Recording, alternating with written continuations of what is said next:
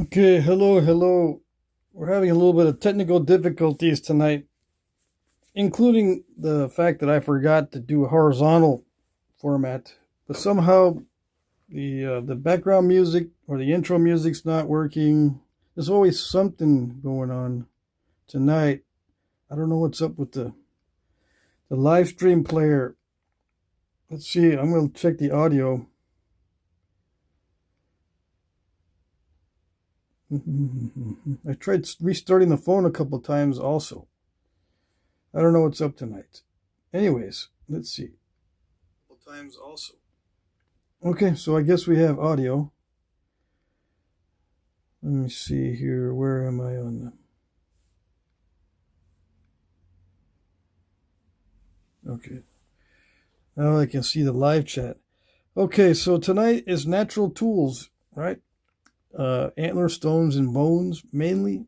Sometimes if I get stuck, I'll use some copper. So yeah, if you don't like any copper at all, this is not the place for you. Your laughter is here. Hey, first one, Mr. Jim, and then Dawkinstein. Lance McElwain, he's back. TJ and Soul, hello. Tommy Taylor is here.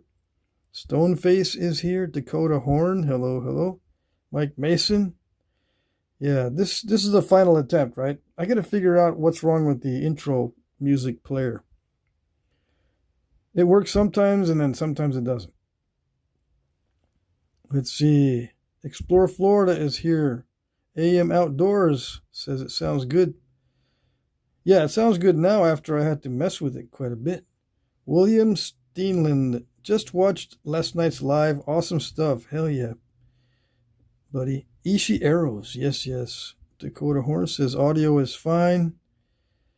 Let's see. Charles Rooker is here. Flakesguard is here. If it isn't one thing after another, it's the damn thing over and over. Yes. Very wise words there. Gotta have me an antler and bones. Yeah. Let's see. AM Outdoors sent a gold coin. Charlton Diaz sent from San Diego. Okay.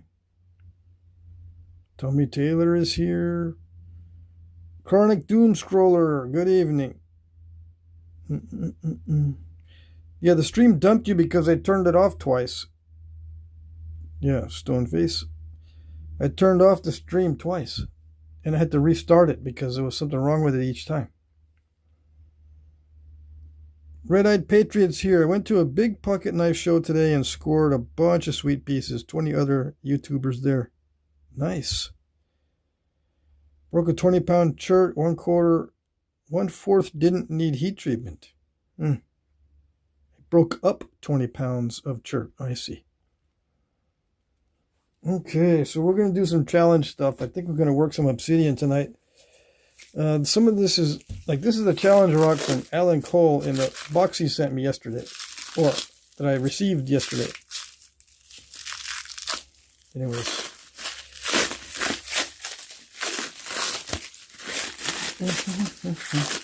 We're going to see what this is. It's probably just a long chunk of obsidian.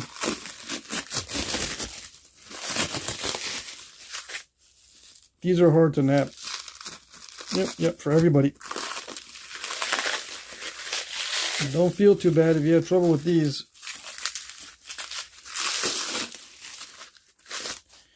Yeah, let's knap some banded obsidian. It looks buttery, so hopefully it'll be good. What is buttery? It just looks glossy and not grainy. Yeah. Let me see. What are we going to do here?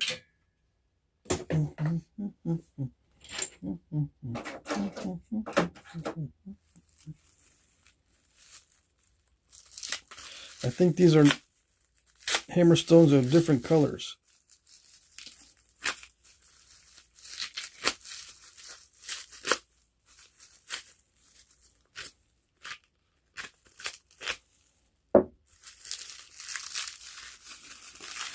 So we got a gift, some hammerstones. Look like lava hammerstones. That one does. Yeah, they look like that lava stuff that he sent me for abraders. So yeah, hammer stones made out of that stuff. It shouldn't be too bad. It says colored Crooked River Canyon hammer stones. See, I see. You see, I see, everybody see. All right, so let's start doing this.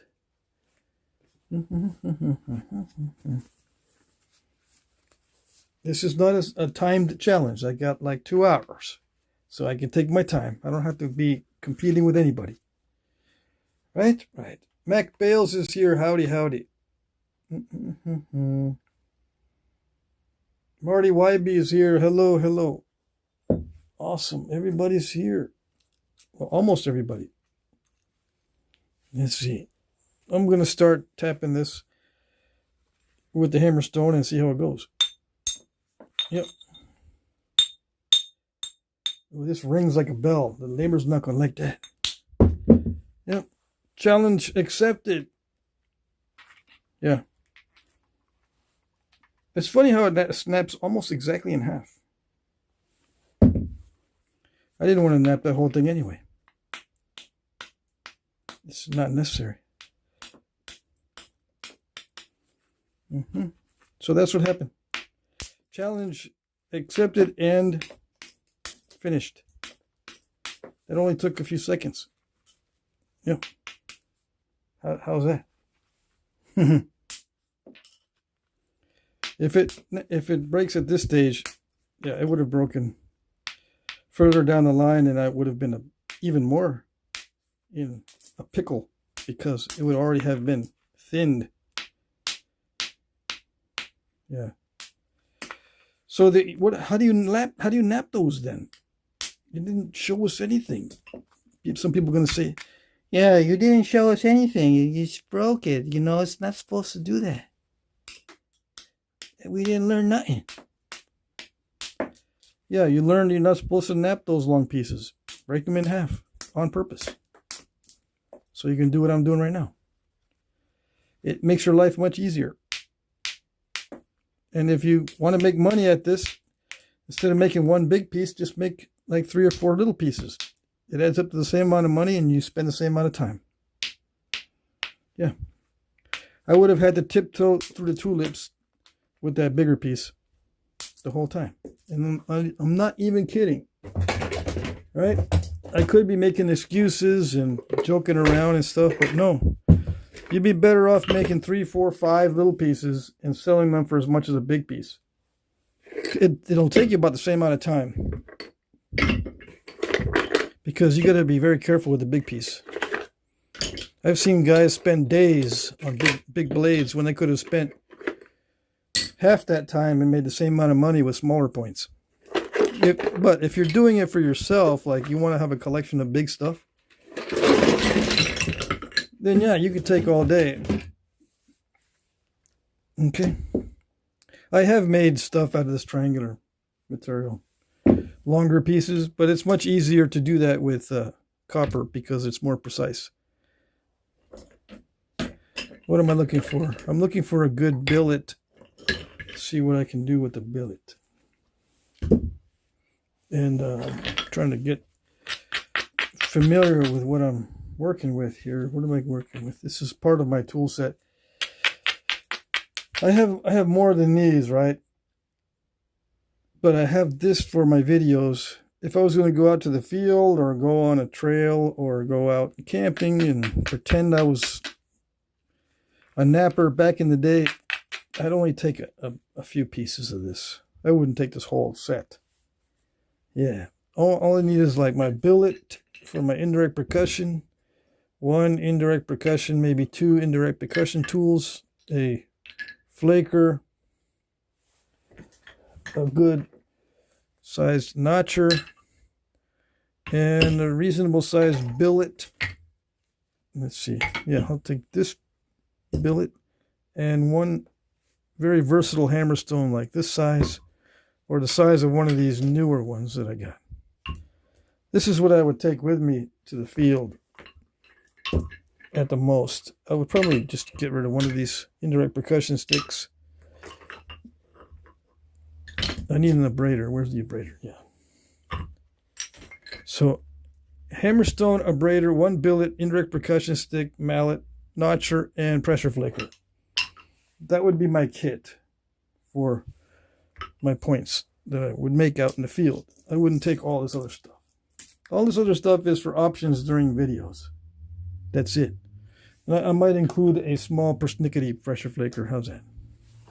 That's what I would take with me. Or that would be my permanent kit. Everything else would be cake. Icing on the cake.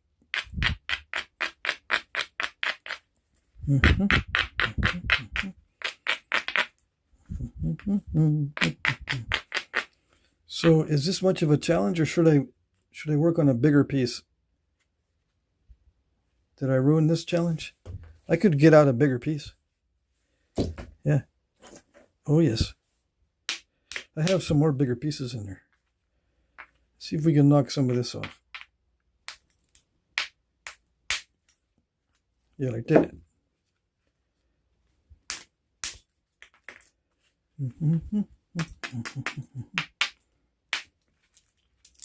Yeah, that's good. I might need a softer hammerstone because this is kind of smashy.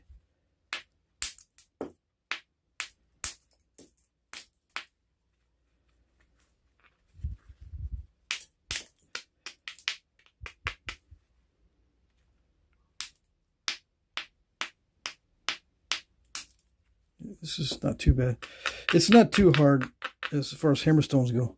Let's see if I can billet this, tame this with a billet. Yeah, like that. Less smashing going on. Same size flake as a hammerstone though. In this case, let's see.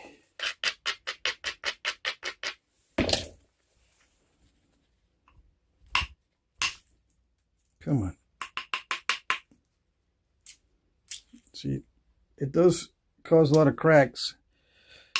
Antler billets can cause lots of cracks, so don't be thinking that it's much easier on the surface. It's just you're able to keep in contact with the edge longer. That way, if a flake does come off, it remains in contact longer, which produces longer flakes. Why does it remain in contact longer? Because it doesn't bounce off.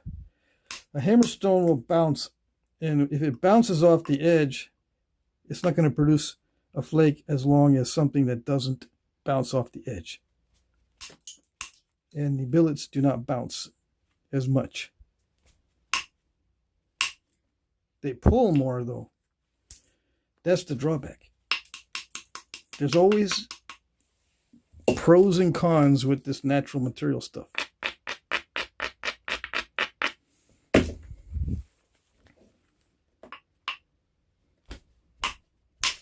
See, yeah, like that.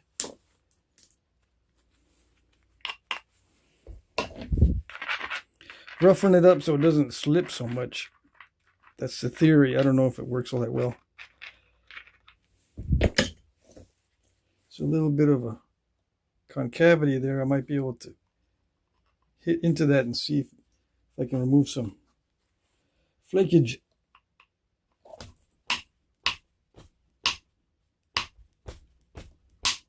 Just a glancing blow like that. Yeah, like that. Sweet, it's getting better. It's just it does smash the edge up though. So it won't, you know, I'll have to lose a lot of width to straighten that out, or to not straighten it out, but to make it thin. Yeah, but that's okay. We don't need no stinking width. Not on this one. We're going to pretend we're going to make a narrow point anyway. Yeah. Usually I like to preserve width, but we can pretend we're going to work on something that's more narrow. Yeah. That way I can get rid of that turtleback easily. Or relatively easy. Nothing's easy in Flintknapping. Yeah. Why did I miss so many times? Come sneaking up little by little by little by little, get closer and closer, and finally just barely tap it. If I hit it the first try, I'm likely to overshoot the strike and then maybe overshoot the flake. See, if you hit too high up on the edge, it can smash everything to pieces. And you're not going to get a flake, you're just going to get a bunch of pieces. What you want is flakes. Come on.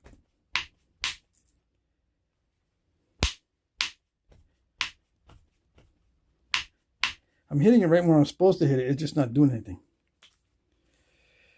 Why is it not doing anything? There's various reasons. I'm not going to argue with it. I'm not going to try to figure it out.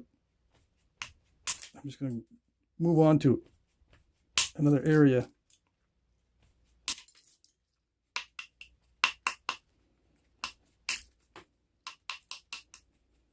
It may have been too dull and it was just sliding off. See, we're trying to thin it. That's why I'm lingering on this one, so I can show you how it's thinned. Remember, it's snap and halfish stuff, so I can't just hit it extremely hard and hope for good flakes. I have to back off a little bit so it won't snap in half. But I backed off a little bit too much and made a wimpy flake, and it just smashed it instead of digging in deep enough to produce a flake. If you don't dig in deep enough, it won't produce a flake. Yeah, like that. See, that dug in a little bit deeper.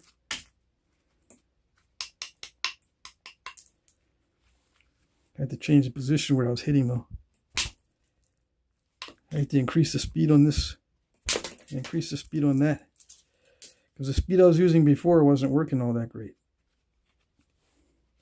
I got two speeds, fast and faster. Yep.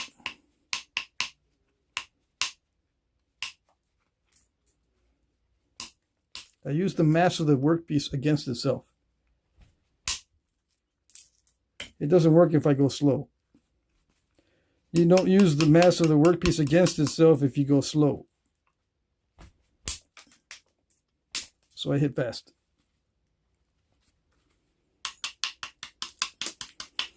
There are times when I don't use the mass of the workpiece against itself, but that's rare. With percussion. With pressure, yes, it's always the case that I'm not using the mass of the workpiece against itself. Pressure flaking does not concern itself with that, but percussion does, the way I'm doing it with freehand percussion. Okay, so I got that one. The first stage is done. The easy part's done on this. And now you can thin this down. I'm going to get a bigger piece from the box, just so we can work on a bigger piece for the video. It was probably disappointing to see this piece break in half, but it was not disappointing for me in this case, because this is snap and halfish stuff. I'd rather have the piece break now than later. Yeah.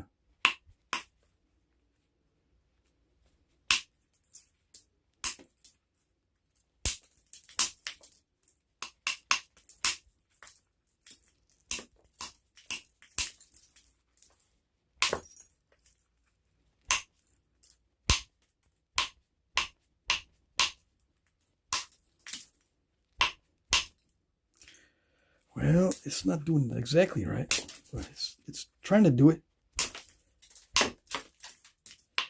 It's getting all smashy, but it's not too bad. I think I can work with it. No, maybe not. There's some weirdness in the stone. There was already some incipients.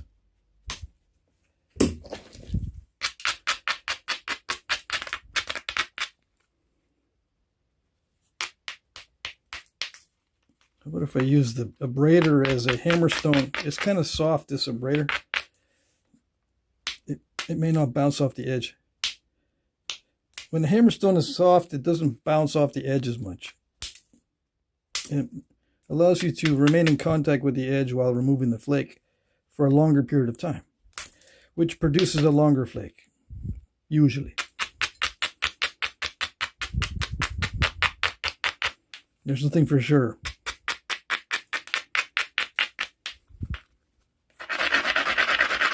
That's a nasty edge. Why do these edges look so much cleaner when I use copper? It's because I can be more accurate. Yeah.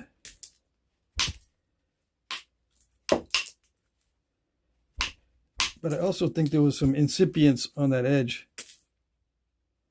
And some weirdness in the stone, because that's right where the cortex was, or is. There's still some cortex or outside, the natural outside of the stone. You never know what's up with that.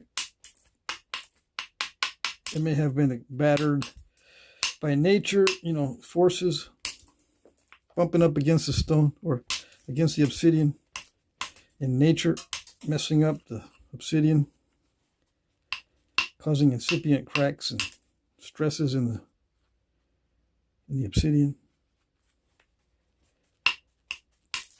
That sort of thing. You never know. Yeah, with slipperiness, it's hard to use a billet when it's slippery obsidian, antler billet. Is there such thing as a stone billet? Yes, I think so. I need to get a stone billet so I can show you. This is not bad as far as being able to knap this kind of material. Right, so this is not as harsh. It doesn't bounce off the obsidian as much as a harder hammerstone. Let's see, it's going to wear this down fast. But anyway, I'm going to try to get some longer hammerstones, and they are essentially stone billets.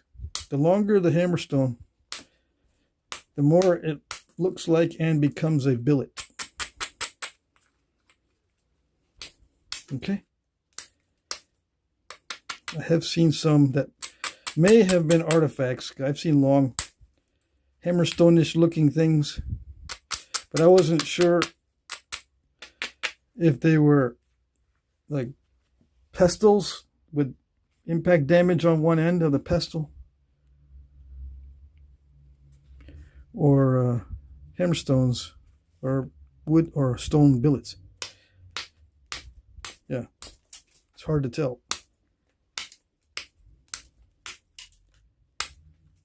Sometimes impossible to tell, because they might have been used for all the above.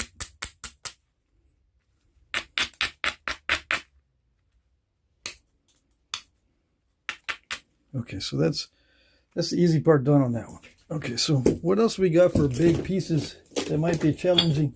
I could do this. How about the blocky piece? Blocky piece. Yeah, blocky.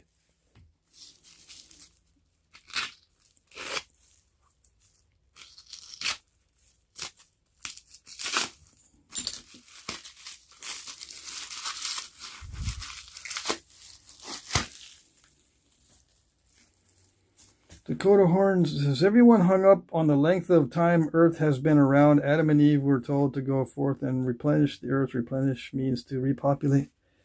Repopulate. Talking about old Bible stories in the chat. All right, let's see what we can do with this. That might be nice. There's some incipients in there I can tell already. What are we going to do? Use a large hammerstone or a large billet? Let's try a large hammerstone and just barely tap it. Yeah, it looks like it's kind of buttery. Yeah, I like this stuff. This is some of my favorite. So I got to make sure I don't mess it up. That's a nice flake. Why is it nice? Because I can make something that I like out of it. It's not too big, not too small.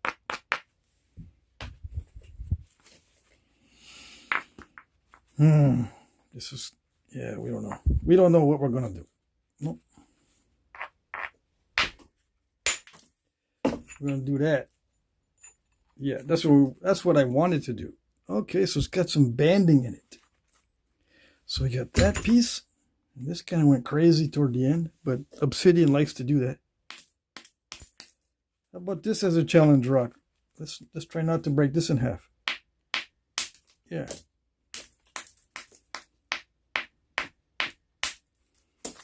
Yep.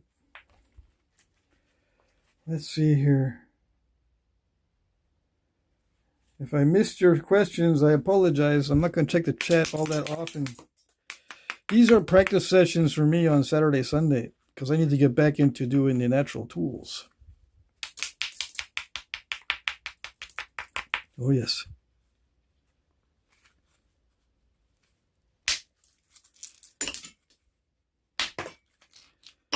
Oh, yeah, I got rid of some of that nesties.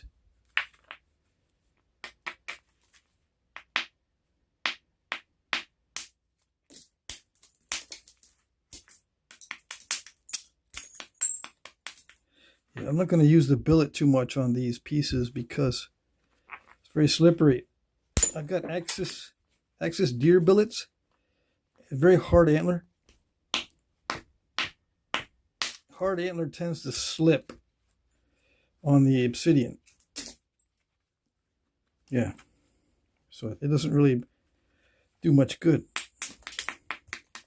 The hammerstone will grip it better. In most cases. Now, there's some obsidian that's a little bit grainy that the billets can perform well on because it'll grab the edge. You need to peel it a little bit, not just smash. Let's see. Yeah, like that. I think that worked.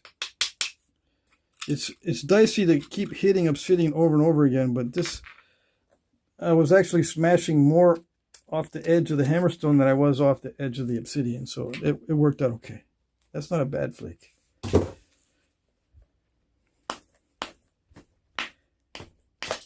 Is that the rule? If the hammerstone is losing more than the obsidian, it's good? Is that a rule? It can be, I guess.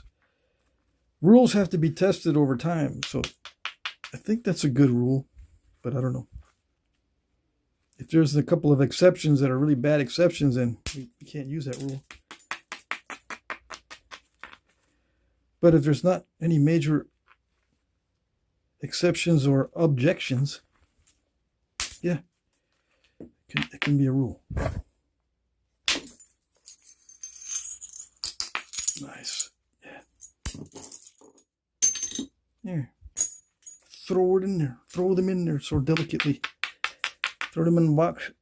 Let them bang around the other stones.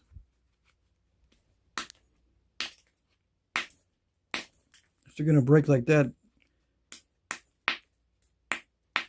no need to nap them. It's going to break so easy. Right? Right. At least that's the way I look at it. Let's see it. Yeah, that's not bad. Let's see.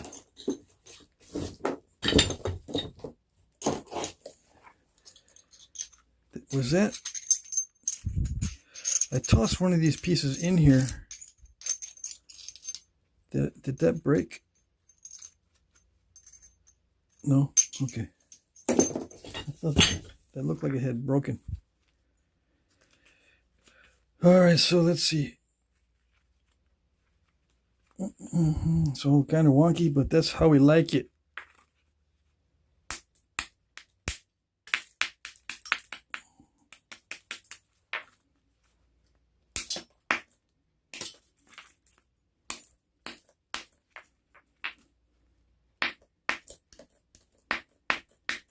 Come on.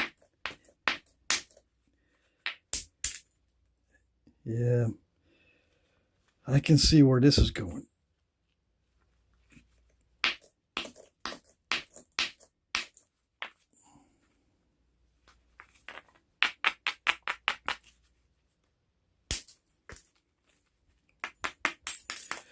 I'm going to go to Wonky Town. That's where we're going with this. Wonky Town. trying to get some good big flakes, but apparently it's going to want me to just do a lot of little crud flakes.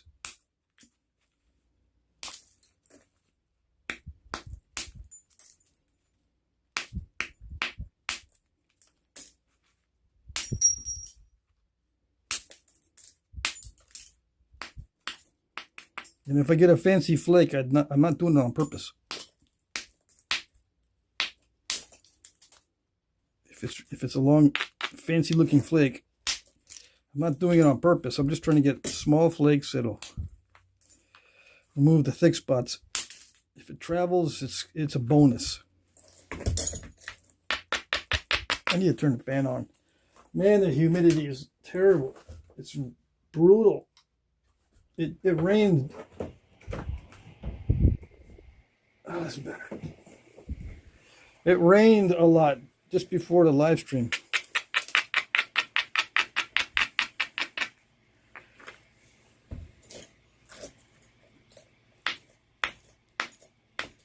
See how much the hammerstone is being left onto the surface?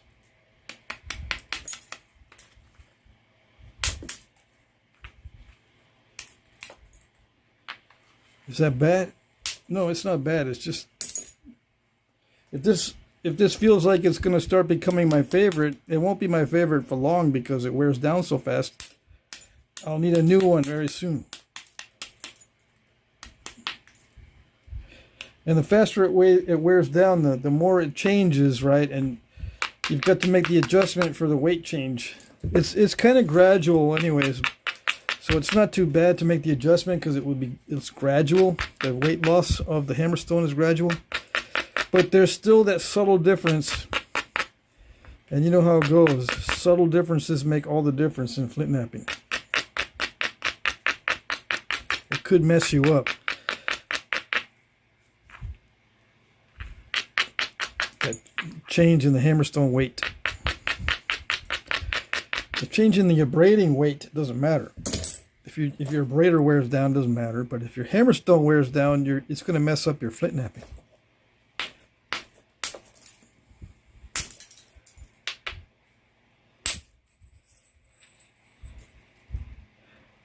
A little bit too much gusto there, but I think it'll work. I think it'll still work.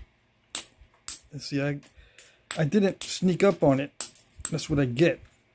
If I'm too aggressive,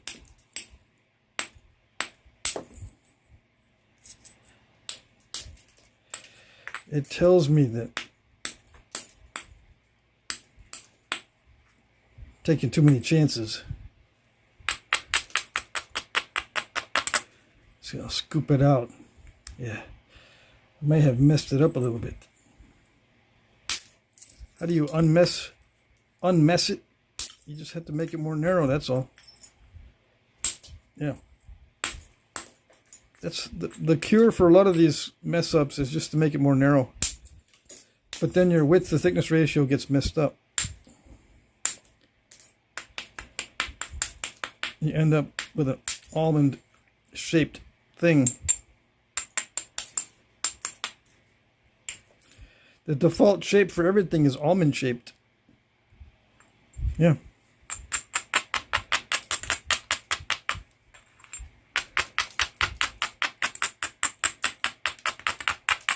Yeah, this hammer still makes a good abrader.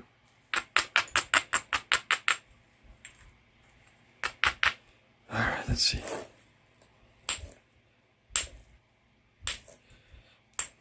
It's not much of a hammerstone. It's actually a better abrader than a hammerstone.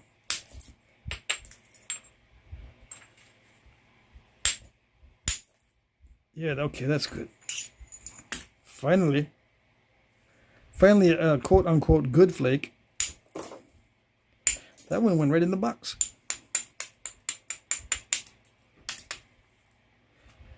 It's probably a little too small, but it went into the box like a good little flat flake.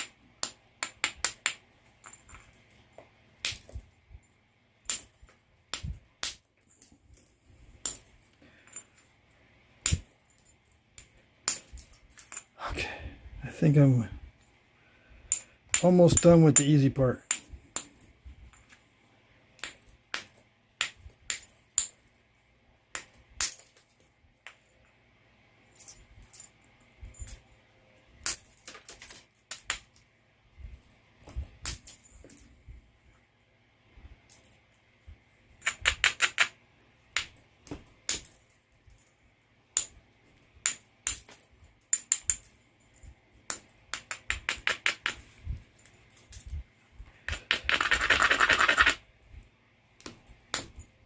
Come on.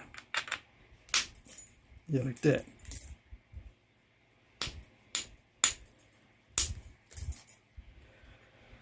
Okay.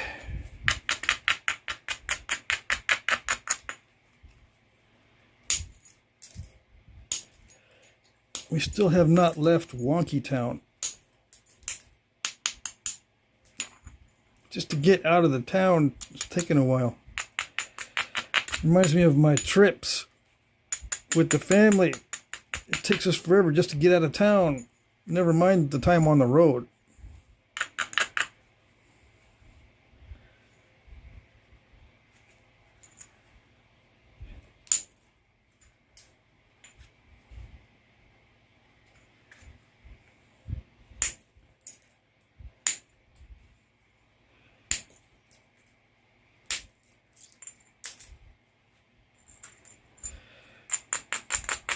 Yeah, I'm losing a substantial amount off the ends because it's so wonky.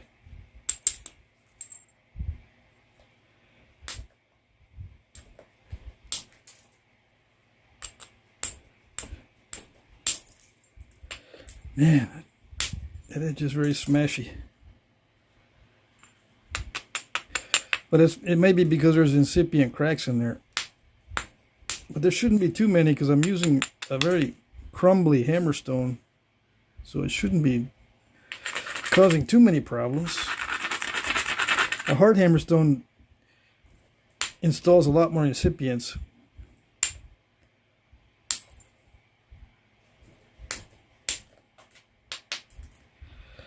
In my opinion, and in my experience, a hard hammerstone will install a lot more incipient cracks.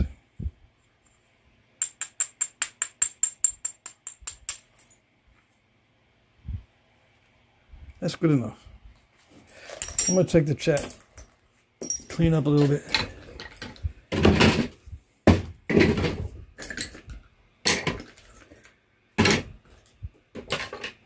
Let's see it. I think I might use that pressure flaker. We'll use that one instead.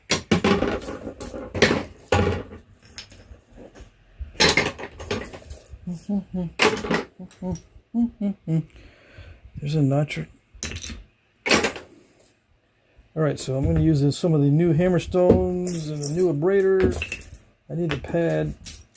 Need that abrader. I don't want that hammerstone right now. Yeah. Okay, so we're going to keep these over here. No. Don't keep banging against that.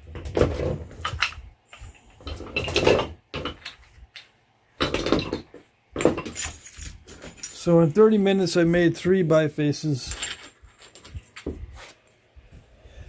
First stage is over on these, and then we go to indirect percussion for the thinning actually, right? This does, I did thin it somewhat, but these are still what I call biface first stage. Okay?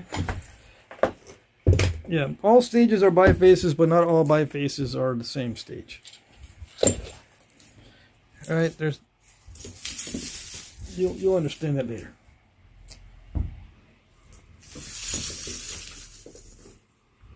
Something like that. If I didn't say it wrong, I might have said it wrong. Okay.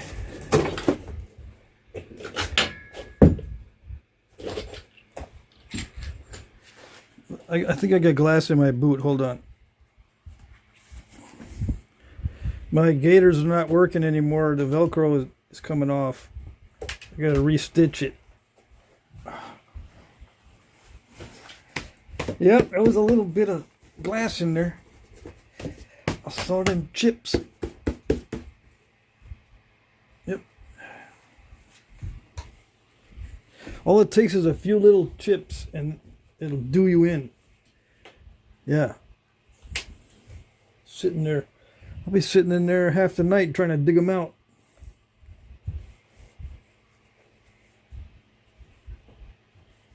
Sitting in the house digging out flakes, obsidian flakes, is no fun. They usually don't present a problem because they'll lay flat inside the shoe at the bottom. But if they're on the side and I'm walking around like that, sometimes they'll dig in before they get to the bottom of the shoe. All right, so what do we got in the chat? I got something stuck. There's always something right here. Is that a little piece of something in there?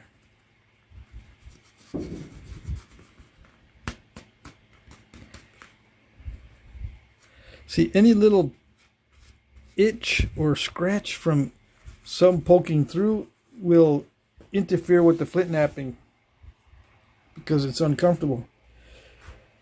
Yeah. It produces a fight or flight response. Paul Sherman is here. Hey. Let's see. Steve says, hi everyone, just turning in and missed the sign. It's overshot technology on the agenda this evening. Oh yes, always. Let's see. Talking about weirdness.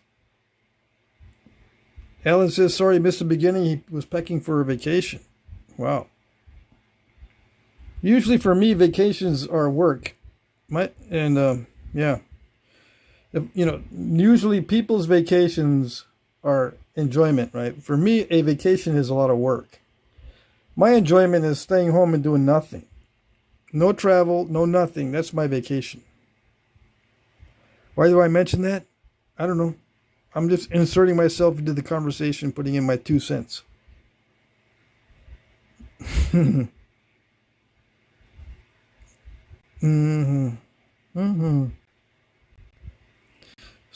Somebody knew William. Wouldn't this be easier on the leg? No, it's not easier for me. I don't work off a pad on my leg. I don't get the follow through. That's the reason why I don't use a pad. Let me write it down so I can answer that question when it comes up again. That question comes up fairly often.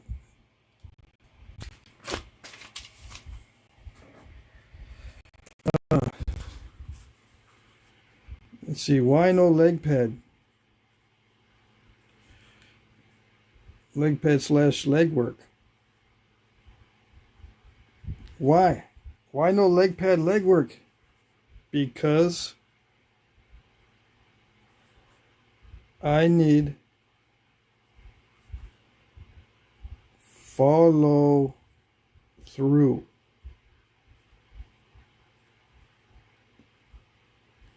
Also, I need plenty of mobility in the workpiece. Follow through for the percussion.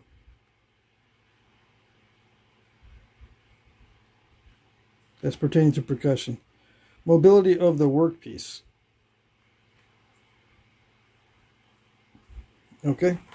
Why no leg pad leg work? Because I need follow through. I'll show you what I mean. Also, I need plenty of mobility in the workpiece. I'll show you what I mean.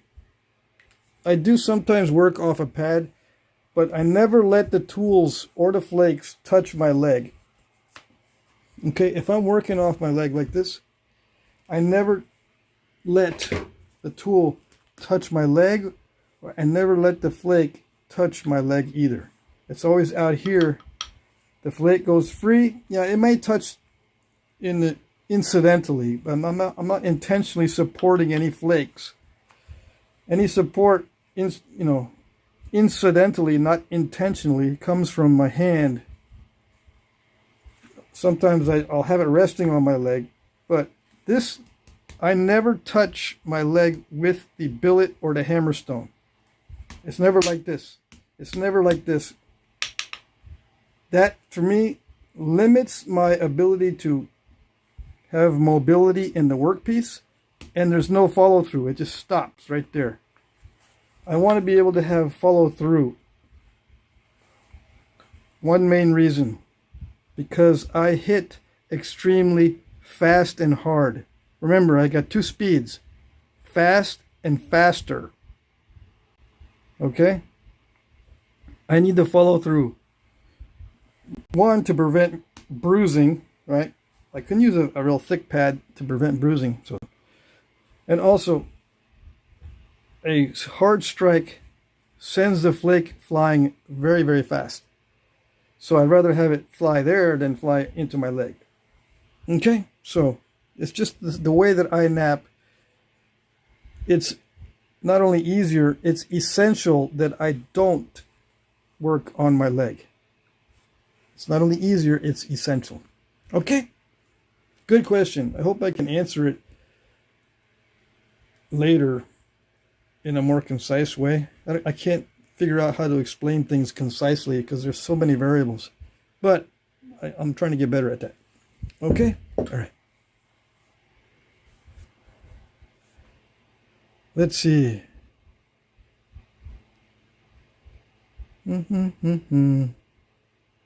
What else we got? What else we got?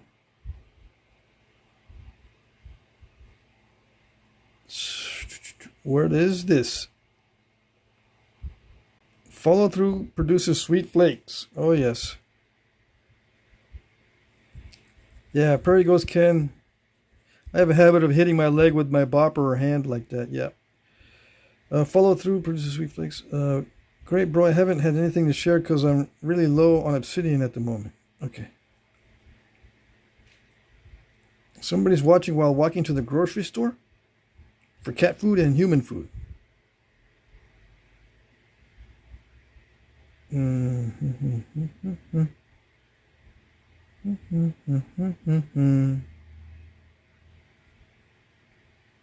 It's an annual trip, says Alan. Okay. What else? What else? I read some of this already, or most of it.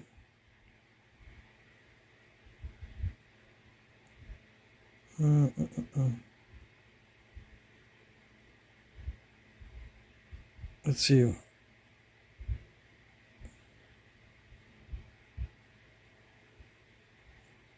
Going down the rabbit hole with the natural tools tonight, yes.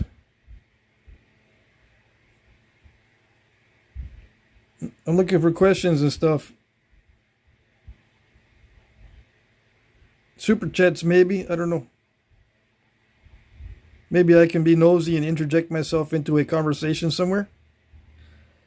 High Lime says, I guess you're not using it today, but I'm curious. What are the dimensions of the copper rod you use for indirect percussion? 3/8 and 5/16. Two different diameters. 3/8 and 5/16. Okay? All right. The reason why I don't write that down, it's easy to answer. But yeah, I get that question so much, I should write it down just so I can announce it at the beginning. Let's see.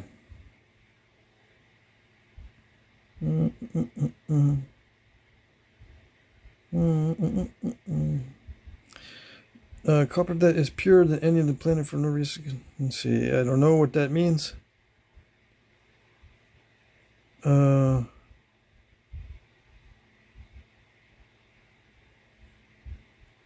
He's not buying what mainstream science is shoveling. Yeah, I understand that part. What else we got?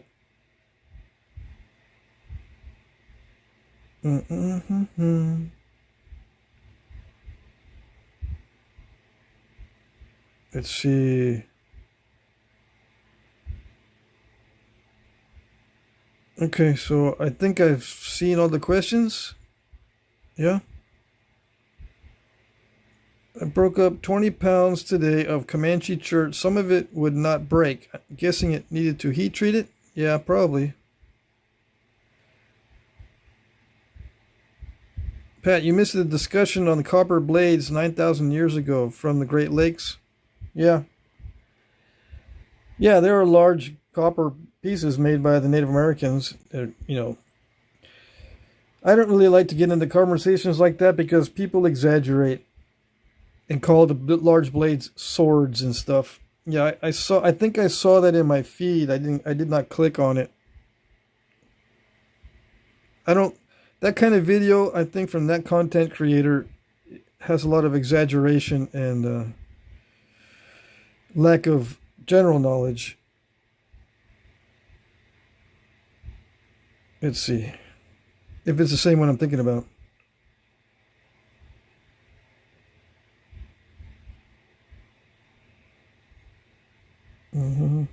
Tommy Anderson, easy. See, is this running out of juice? No. Why is it being dim? North 02, yeah, North 02. I didn't really watch many of his videos because it's like watching a 6th grade science project. That's all I'm going to say. 6th grade, not even junior high. All right, let's see. But that's the audience that you want to go for if you're looking for lots of clicks. You need to go for 7th grade mentality and below if you want lots of clicks.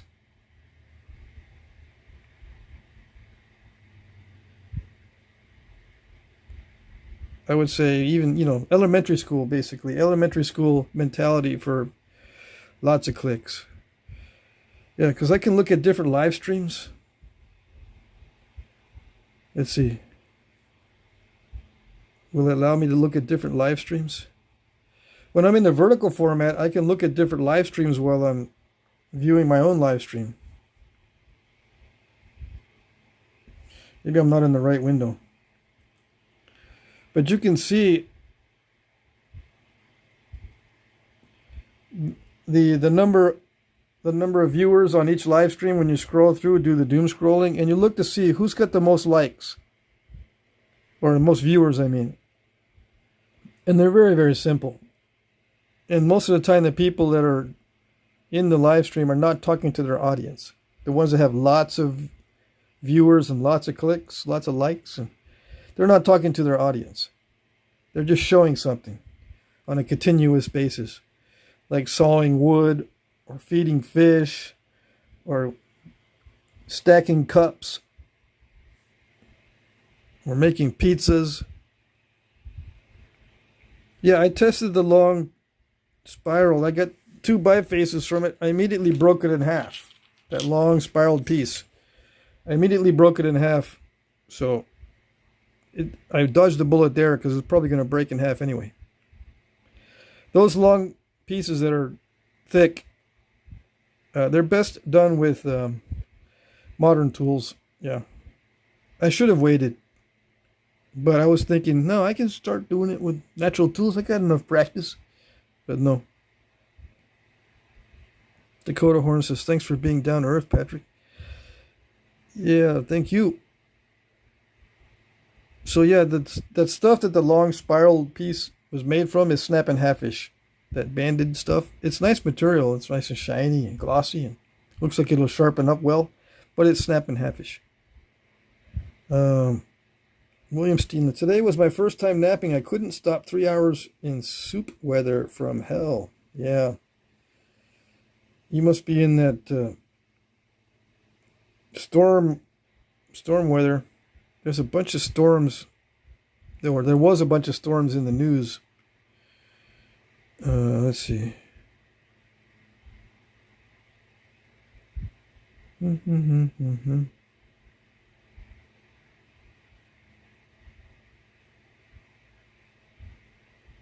I've watched a lot of them. North 02, yeah. They're good to watch with some interesting ideas, but the thumbnails and mild exaggerations are for clicks. Yeah. Ed Gould says it just got hot up here. It cooled down a lot here in Vermont. Alright. So Alan Cole sent one membership. ACMB YT received a gift membership. I had never seen you before. But now you're a member. Congratulations. You probably scrolled through and didn't stay. Yeah. Why am I not able to see how many people are watching? I see it on this phone, 55 people, but I don't see it on this one. Oh yeah, right here, 55. But I can't go anywhere else. I can't look at the other live streams. What's up with that? Hopefully that site works well. Yeah, right now I'm napping this. Yeah, I kind of split it. It's banded, right? See, this is not as glossy as these. This is the snap and half stuff. This is a lot more glossy than this one. So this is like a kind of like a dacite obsidian. It's more grainy. When it's less glossy, it is more grainy. That's what we call it. I don't know if that's accurate, but yeah. Let's see. There's some grainy stuff in here. There's some stuff that's more grainy. Yeah. Let's see. Can I nap this? Or should I just start making something instead of messing around with just bifaces? The sharpest stuff on earth doesn't cut. Because it gets dull right away when it hits something hard. There it goes. The only time that sharpest stuff on earth will cut well is if it does not hit anything hard. It's got to be soft. I like knocking these down into shape. Let's just take a few pieces.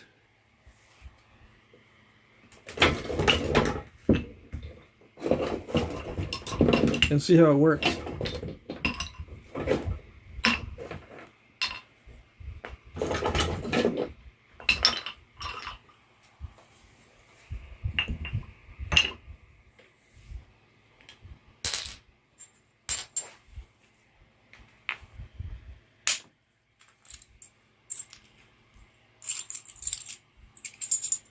Yeah, this is that's interesting.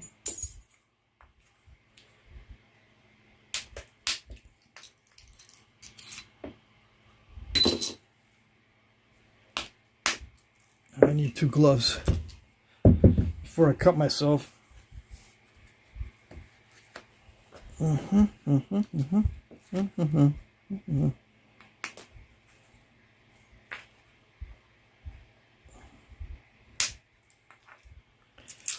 I think this is going to be good.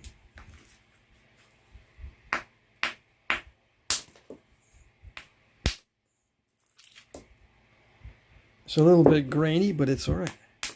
Grainy but good. Yeah. It has a nice snap to it.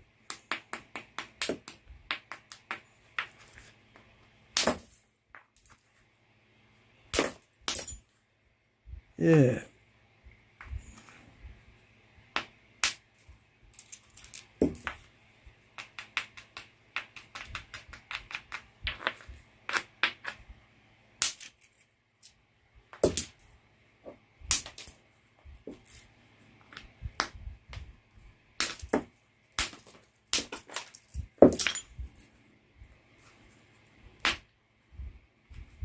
Dang, I overshot. I mean, I overstruck. Struck it too high, so yeah, I made it way too wonky. Oh well, I lost some of the length.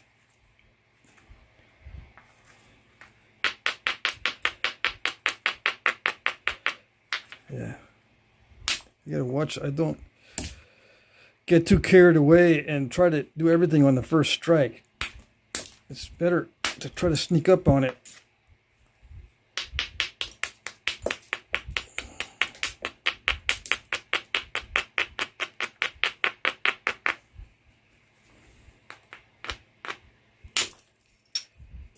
Yeah, good.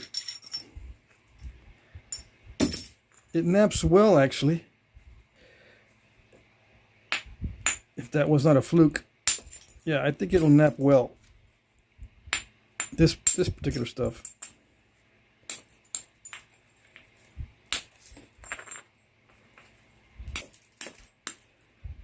But we don't know how it's going to go at the very end. It's going well now, but we don't know how this is going to thin down. No, we do not. I napped some of this stuff before and I liked it, I think.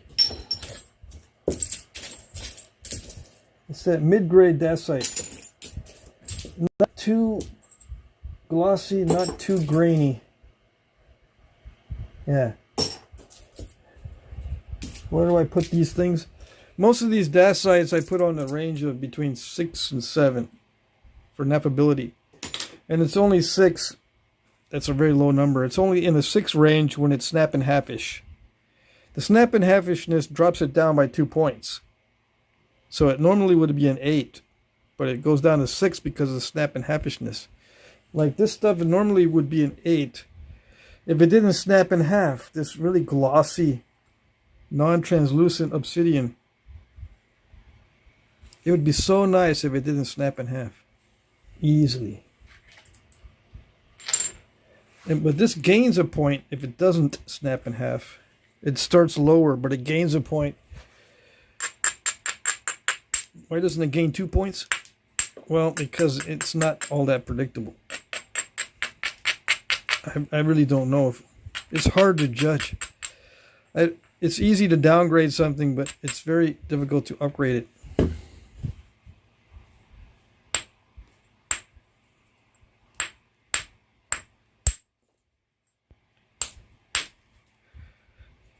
Come on.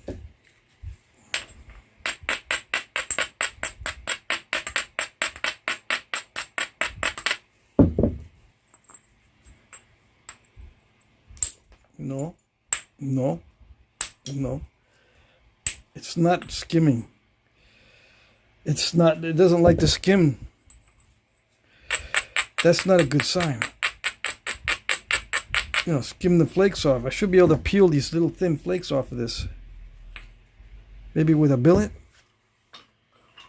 The hammerstone's not cooperating.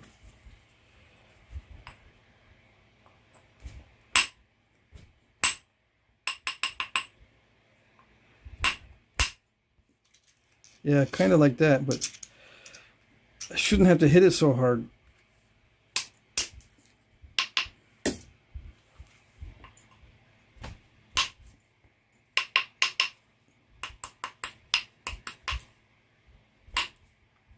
Yeah. Okay.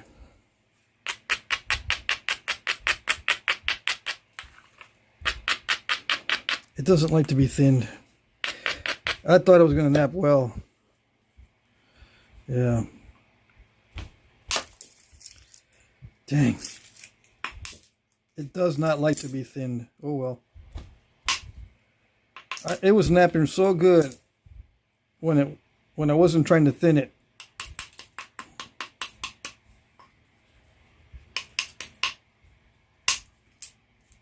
Dang it.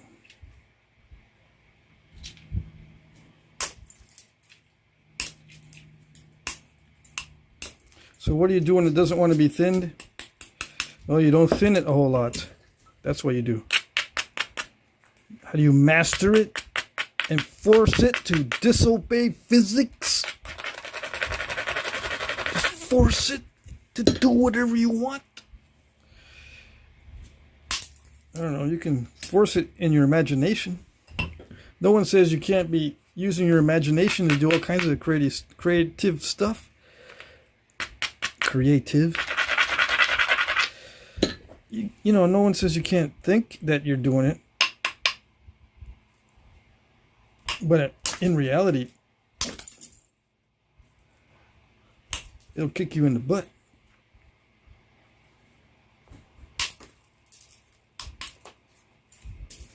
Yeah. It doesn't like to be thinned. Dang it. I thought it was going to be so good. Look at that. The flakes are sticky. It gets all crunchy. The edge is not bad. I'm going to try to excessively grind the edge and see if that does anything.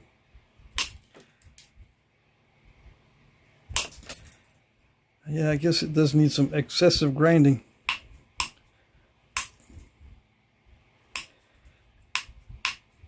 Combined with a lot of force.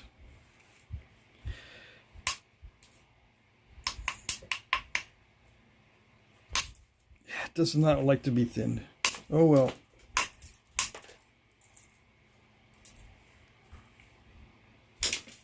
See that? See that? It doesn't like it.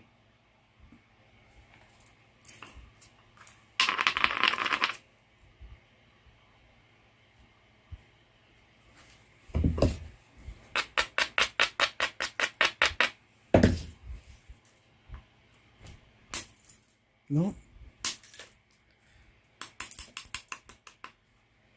So, is it possible to get it thin? Yeah. As long as you don't mind a bunch of flakeriness.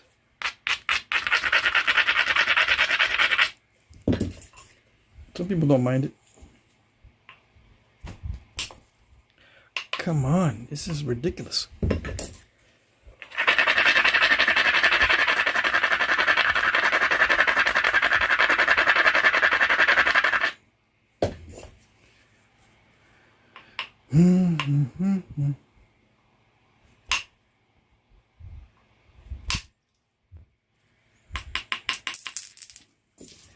And when you hit it really hard, it works okay, but you don't want to be doing that every single time. You can't be doing that in the final stages.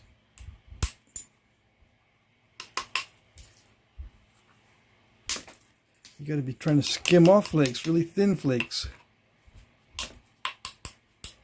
Or maybe I'm just tired, I don't know. But it seems to me like this does not want to be thinned at all. See that?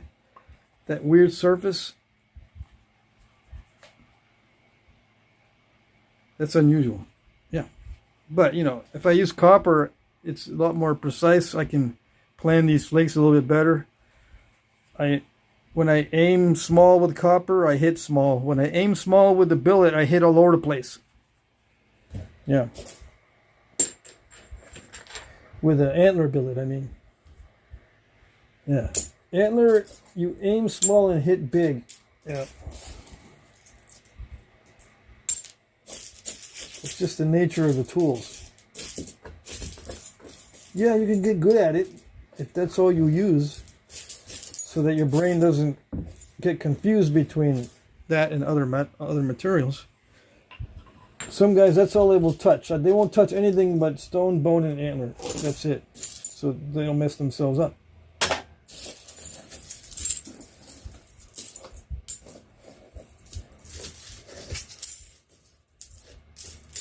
Okay. Where do we go from here? I don't know. Let's see it. I've been on for an hour and 9 minutes. I'm going to take a little break and look at the chat and figure out what I want to do. Do I want to continue with obsidian or not? See, I don't want to nap that one. It's all crunchy. I'll probably nap that one, but these two that from the snapping halfish, I don't want to nap this or this. Not with natural tools anyway. I'll put that in the bifaces to be napped with copper. This definitely needs to be napped with copper because it's not cooperative at all. This is not cooperative in the thinning stage. In the bifacing stage, it's not bad, but in the thinning stage, it doesn't like it at all. So I'm going to be napping this one. If I do anything with obsidian tonight, it'll be that one.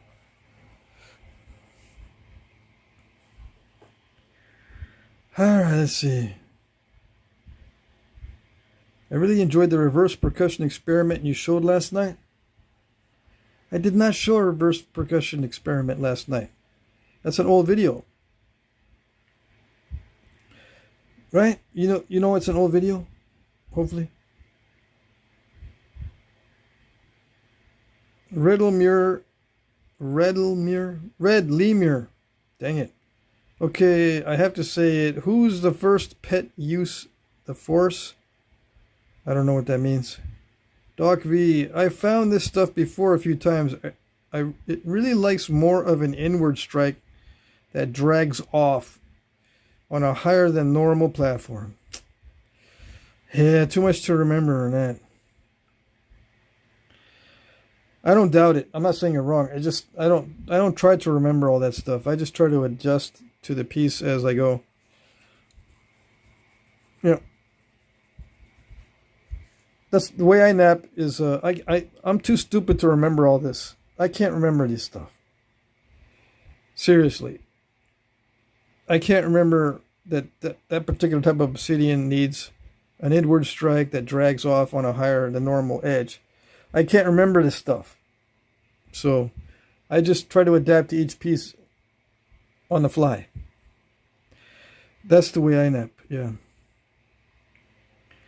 Let's see. Tommy Anderson says he has not had much luck with aluminum. For some reason, it doesn't seem to grip like soft copper. Yeah, it grips differently. That's for sure. Those little subtle differences can make all the difference. But it is cheaper, yeah. Dakota Horn says cheaper. That's definitely true.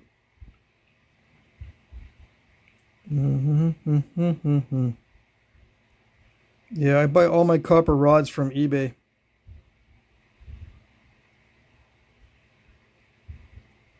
Dakota Horn has antlers, if anyone's interested.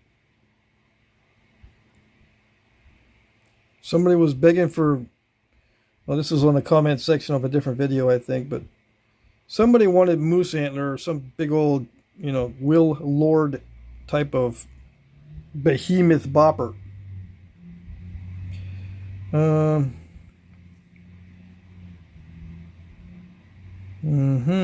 Yeah, Dakota Horn spent a ton of money on antlers when he was doing orders for hunting knives or handles.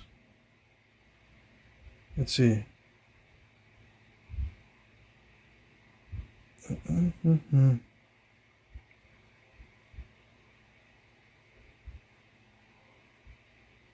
Okay, Sam, $2 super chat. Thank you. No comment attached. Let's see.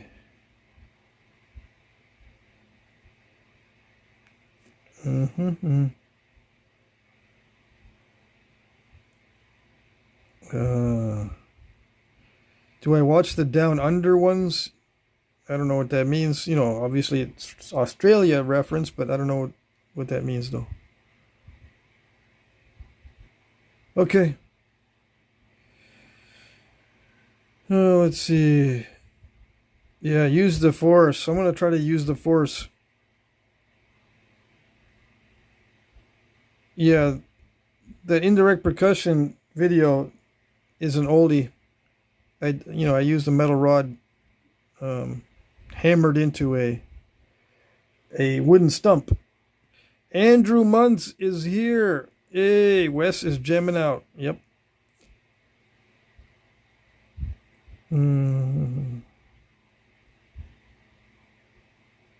William Steelan, how do I know if the problem is the tool, the stone, or me, a combination of all? You will never know for sure. You can just over time try to figure it out. But the more variables you remove, the less you have to think about. So let's say try knapping glass, the highest quality man-made glass. Thick bottle bottoms are in that category. If you mess those up, your technique is bad. So it's a combination of your tools and your technique. If you mess up the highest grade glass, it's you. It's on you. If you buy the best tools you can from a decent tool supplier and you mess up and you're using glass and you got the best tools, it's definitely you. Okay? All right. So you remove the variables and you know when it's you. You got the best tools and the best material to work with. And if you're messing it up, it's all on you. It's all on you, bro. Dakota Horn says, you guys have a great weekend. Thank you, thank you. All right.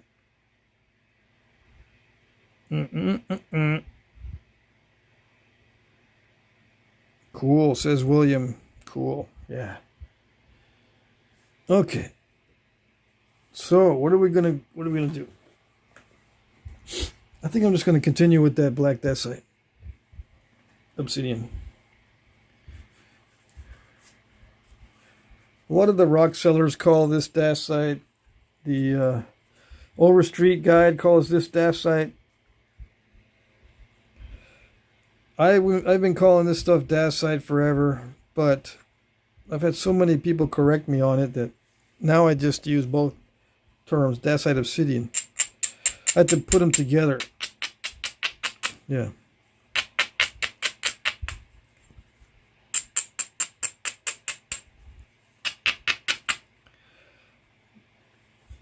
So I call this dacite obsidian because it's not translucent. It's opaque. When it's opaque, it's dacite. But it's not the real dacite.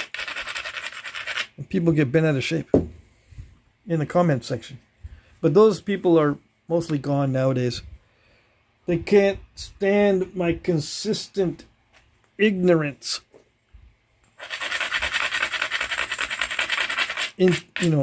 Self-inflicted, intentional ignorance. So they don't watch no more. Yep. That's the way it goes.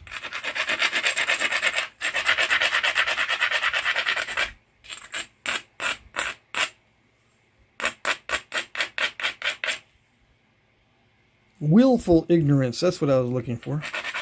It's willful because I will myself to not pay attention to that and to keep making the same mistake over and over.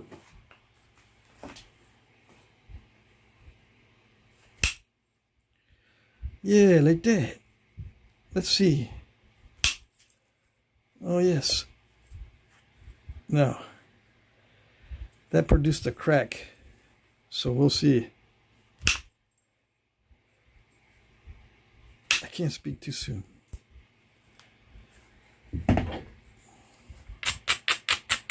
See, that produced a crack right there. Right there. Crack-ola pudding right there. Right away, like one of the first attempts with the indirect percussion. Where'd it go?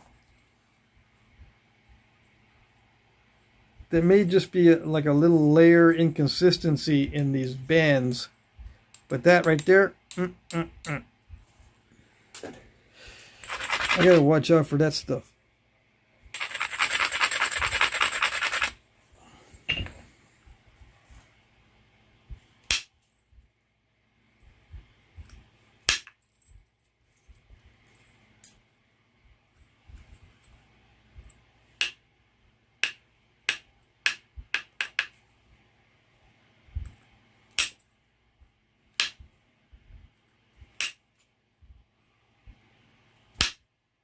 Uh-oh.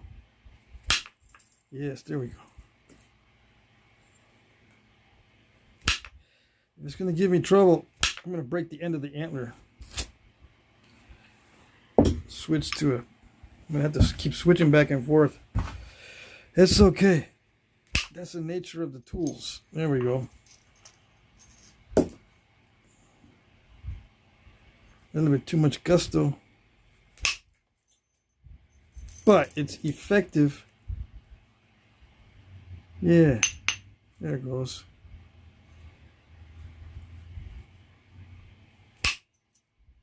Yeah, like that. Yeah, like that. No, switch. I gotta switch on the tip because if not, you know what happens. Yeah, like that.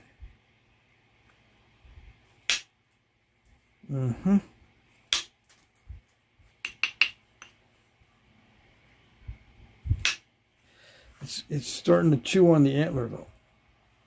Okay. So if it starts chewing on the antler, it affects the knapping.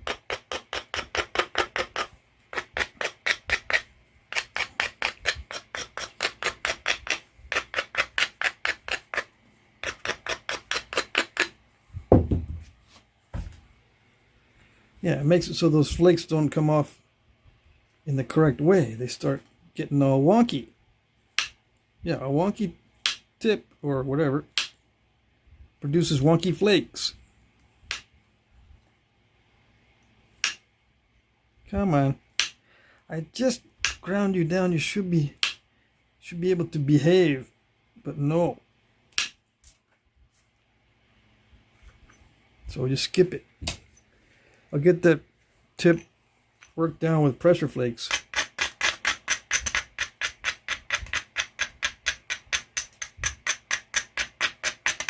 It may look like I'm just braiding at random and all chaotic, but there's method to this madness. I've done this so long that I can do it quickly and brush off the delicate areas. And it looks like I'm just chaotically, spastically braiding everything with no concern for proper form or function. But there is method to the madness. I can see the delicate areas very clearly because of practice. I can remove them quickly.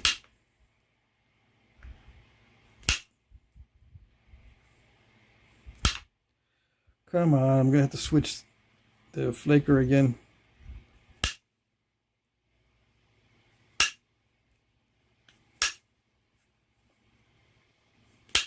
Come on.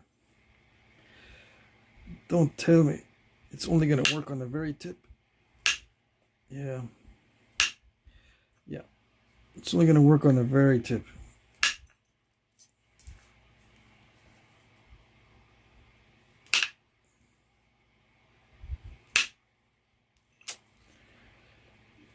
I don't know. This antler is pretty soft. It's not punching through very easily. It's not getting those flakes to release. It's soft. So this one might be a little bit harder. And if it's not, if this one is soft, I'm just going to hit with more force. And this is less likely to break when I hit with more force. So the flakes should release, but I'm going to lose more of the edge than I would with a smaller diameter tool tip. But in this case, it's not letting me use the smaller diameter tool tip. I don't know if it's weather related or just the strength of the antler or both. It is really, really humid right now, so that can affect the antlers a lot.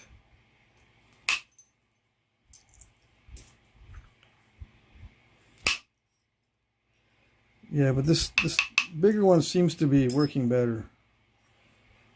I don't know if it's because it's drier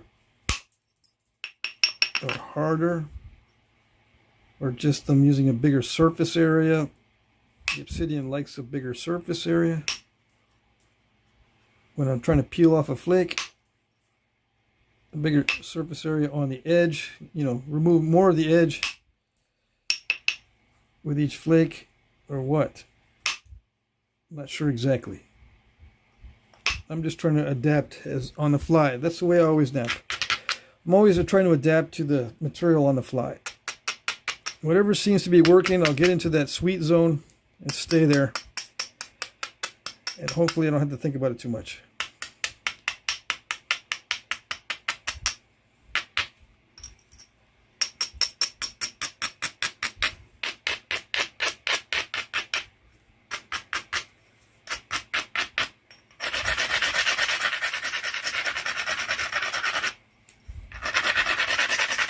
Okay, so the preliminary thinning is done. Now the secondary thinning, or the final thinning, is coming up right now. So I do my round of heavy grinding, and we're going to see how this works.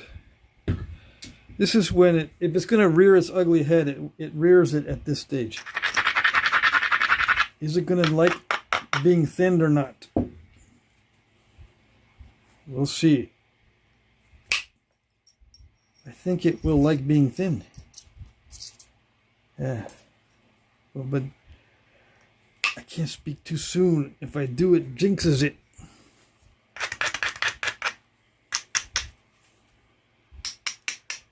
I'm going to flatten this base.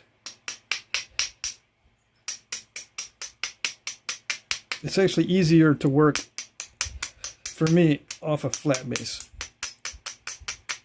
Yeah, I can see where to remove mass better.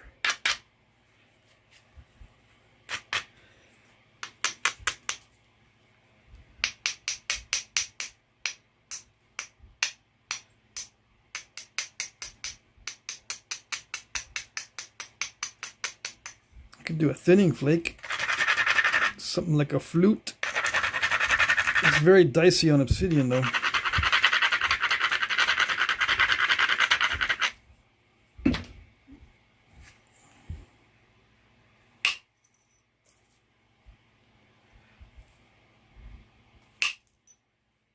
Come on. I got stuff bugging me on this side. I can't have anything bugging me if I'm going to do a long flute type flake. Yeah, like that. Yes. Yeah, that wasn't too bad. Yeah, it dived in a little bit, but not too bad. Okay.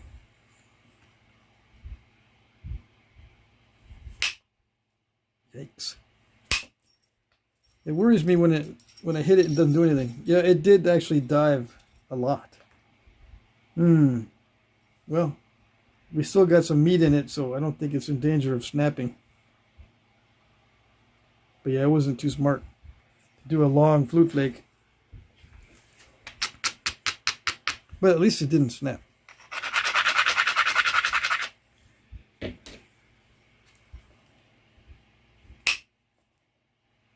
Nope. Yep. Okay.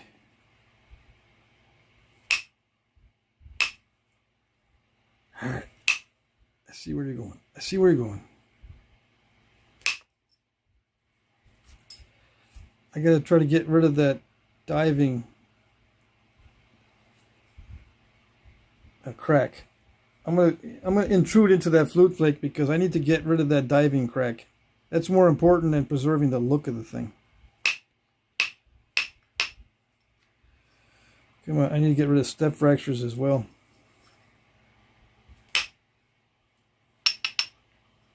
I'm gonna pick that out. I'm gonna cheat and just pick that one out.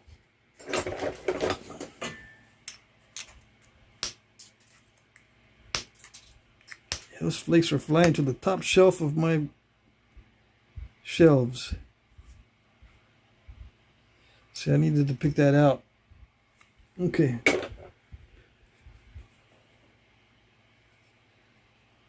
Alright, so I need to improve the edge quality before I do the next pass. This edge is too wonky to hit. I mean, I can do it with copper, but I can't get in there in the correct areas with that big old fat tip. And it needs to be fat so it won't break. Alright. Because I'm hitting the edge pretty hard, it'll break if I make that tool tip any smaller. Alright. Alright.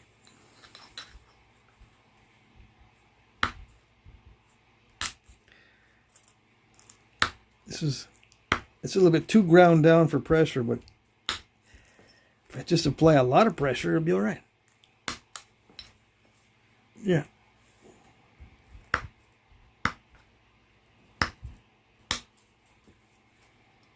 I'm moving the edge more that way. And I'm going to try to get rid of this step fracture in there. See, this is a no-no. Step fracture near the edge. Mistake. Mistake. Right there. That little step fracture. Not supposed to.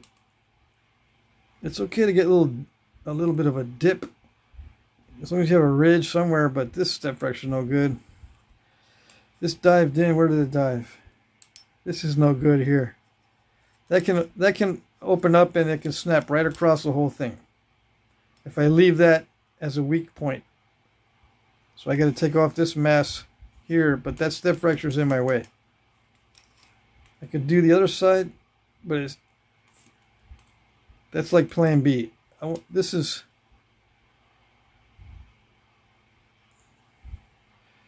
closer to that. If I take one down this ridge, it'll probably expand into that area. This one's got not much convexity on this approach. This is more convex on that approach. It'll be approaching it on this ridge, down toward that area. And hopefully it'll fan out and level that out. Okay, but I gotta improve the edge first.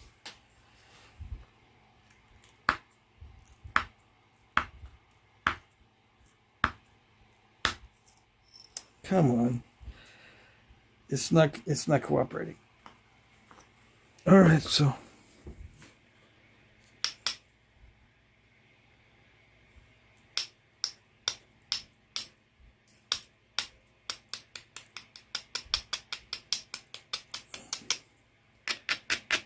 why didn't I do this first? This is a last resort. This takes way too much off the edge. But I saw that it didn't like the pressure flaker, so I might as well do it like this. So there's no more step fracture there. All right, let's see what we can do. It's not perfect, no, but we're just gonna go with it.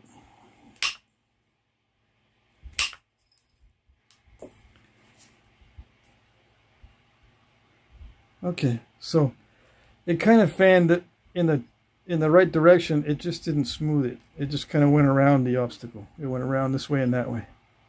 But at least it's more level. It looks all right.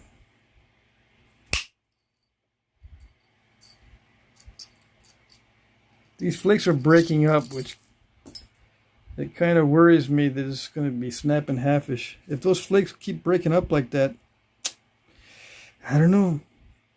I have to leave it super thick so I don't risk breaking it on video.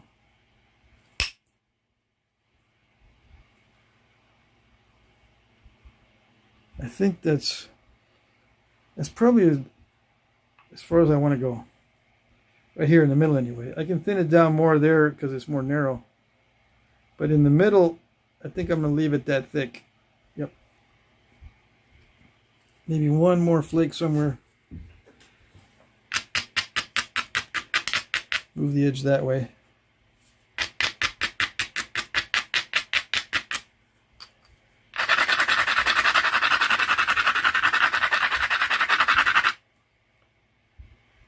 Yes.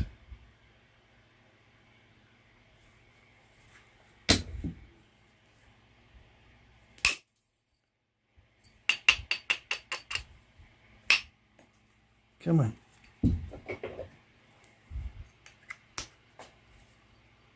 Yeah, it wants to dive already. Man, those flakes are short. They want a lot of convexity. So they end up diving really soon.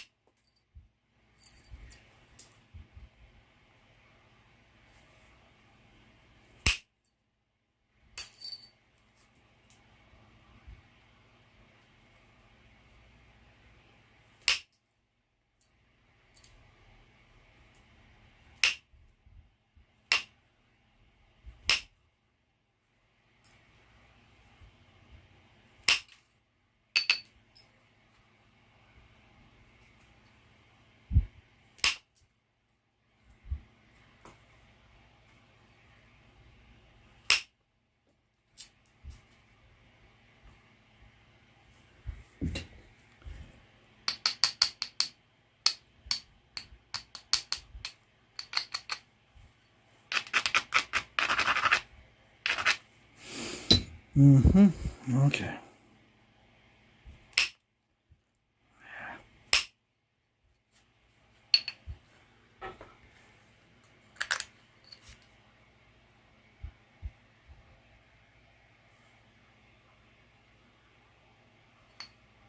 Okay, I'm satisfied with the thinness. Yeah.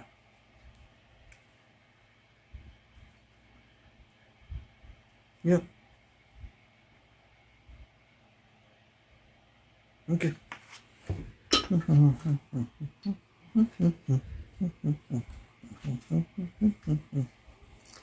Here we go. I'm going to just jump right into the next stage.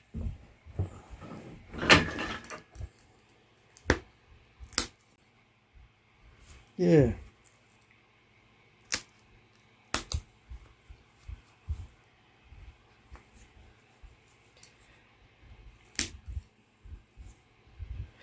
These just need to go to the middle, that's it. So as long as I can have it elevated off the pad a little bit, the flakes will go toward the middle. I don't want the middle to be much thinner than it is right now. Until they get further up on the tip. Yeah. Yeah, see, that's good enough. That flake right there was the one I just did. Good enough. They don't need to travel farther than halfway.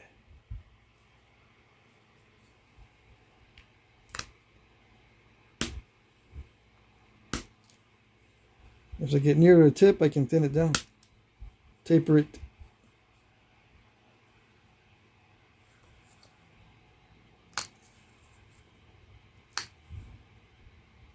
A little bit of zigzagging.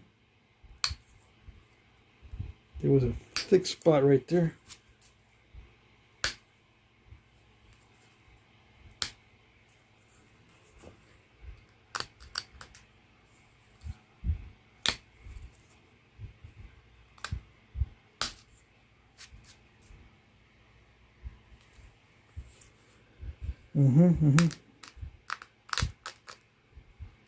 It's starting to chew on the antler, but oh well.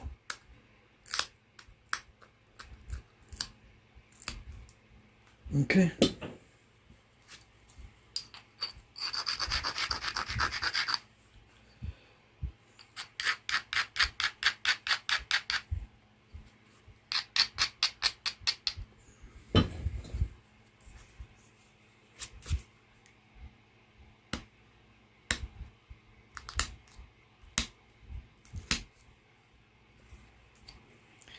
What did it do?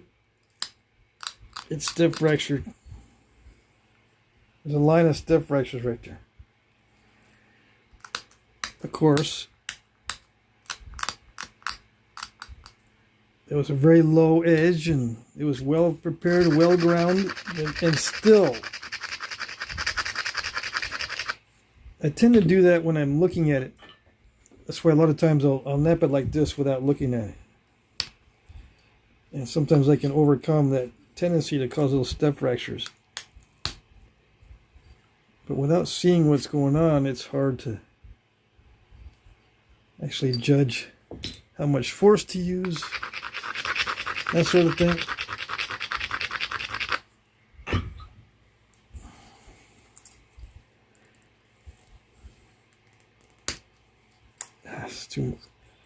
That was too soon. Let's see. I'm trying to go faster. I don't want to take all night. I only got 20 minutes.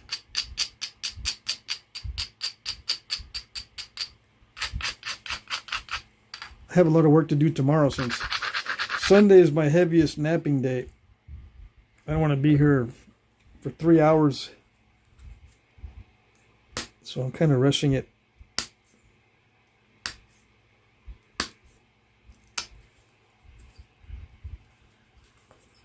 Okay, let's see if I can do this.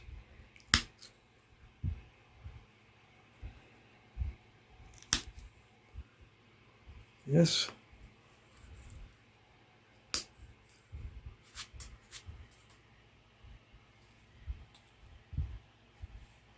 Is it centered? It's still centered. Yeah.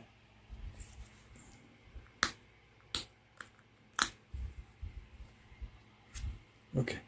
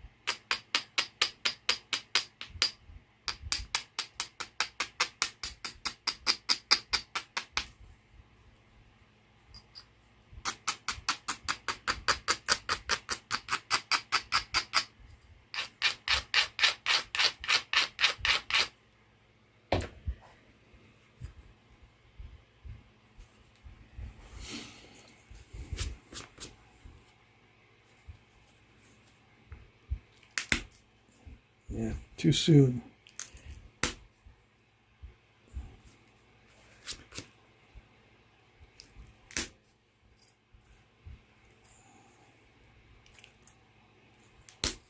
Okay.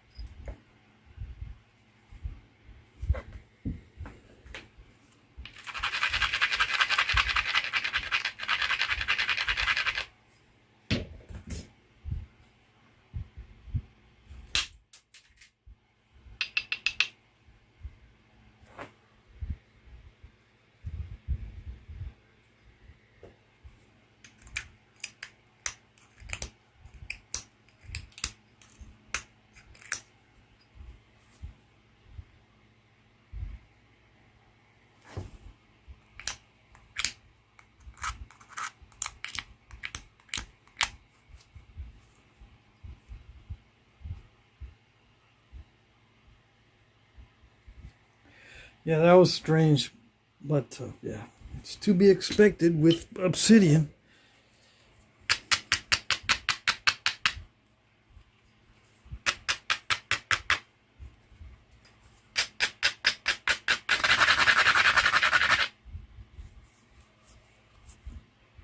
I don't know why it terminated like that. probably because it was too wide. The flake widened out too much and didn't have enough energy to finish. Yeah.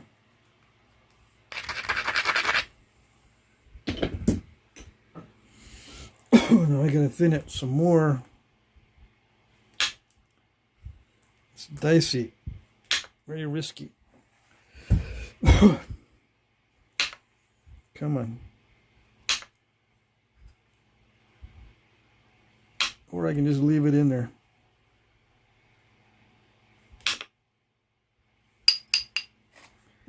Come on.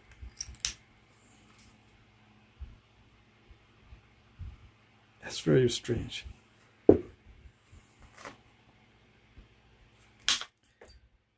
Might have something to do with the banding. The banding might be causing some strange properties. Come on.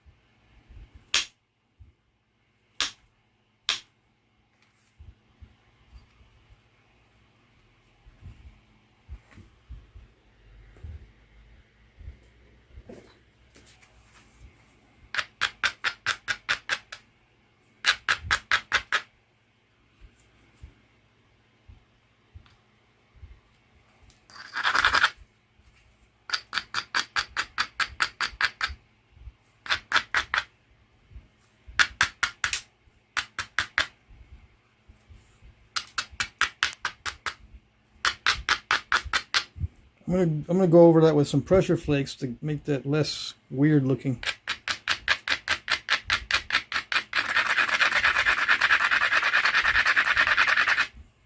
But I'm gonna take one more percussion flake or something like that. If I dare to, if the edge starts to improve while I'm doing this, I can take another percussion flake, but it's already thin enough. I just want to get rid of that fat spot. And I should probably use the other.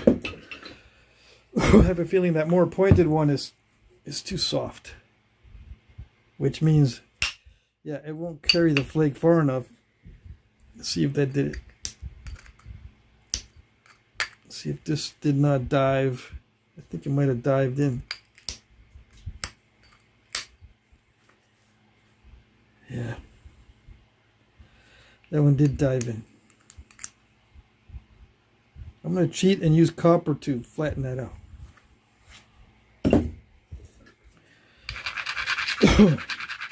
Because if I use antler on this right now to flatten that out, that right there, and that mess, it'll break it. Yeah.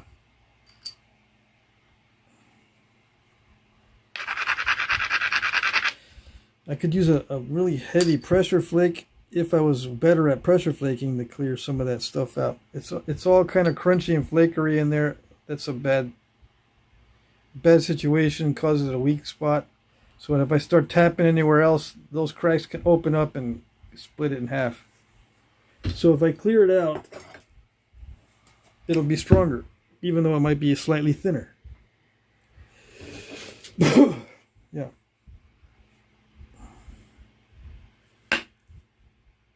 Well, not like that.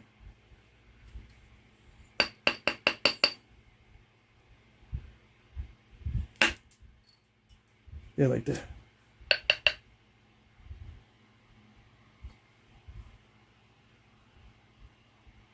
Okay. It's still not ideal, but okay.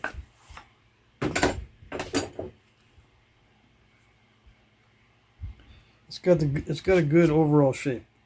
Yeah, and it is well tapered. It's still got some fat spots, but I think I can take those out with pressure. Let's just try real fast to get those out.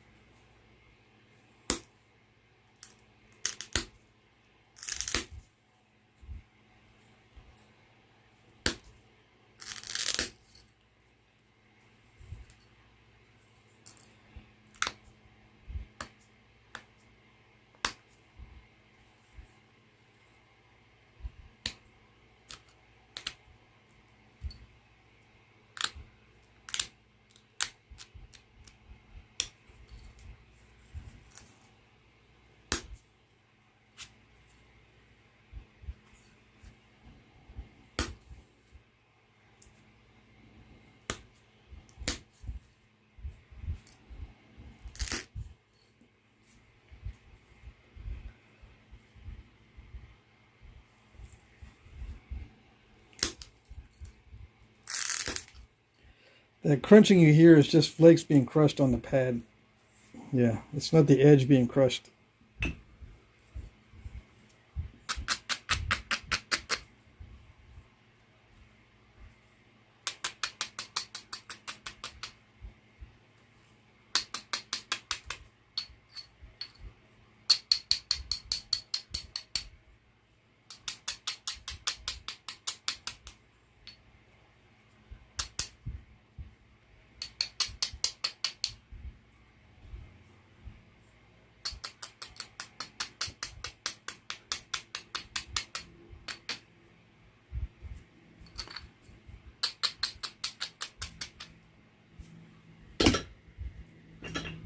Same thing.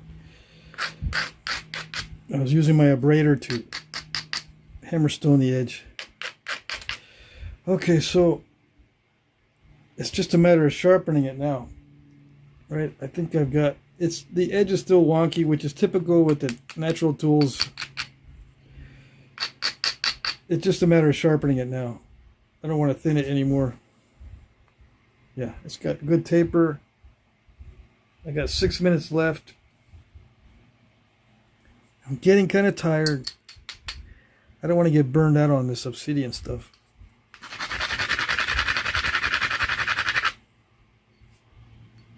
Let's see.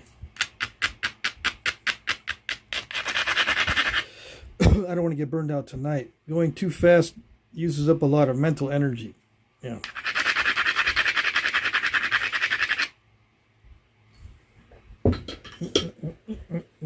So, no time for notching.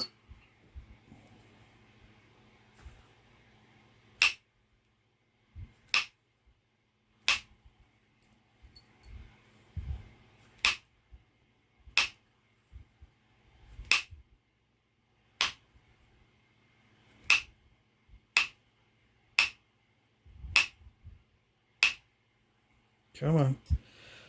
Only got one flake out of that whole business.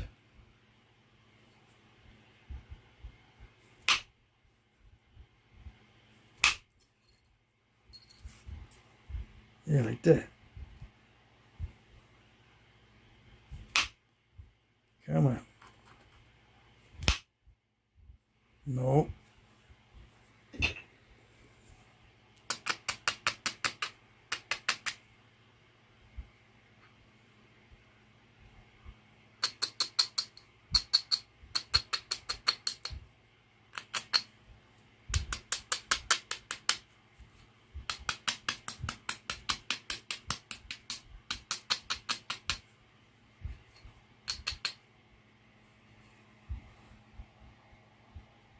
Symmetrical symmetry. Symmetrical symmetry. Symmetry, symmetry, symmetry.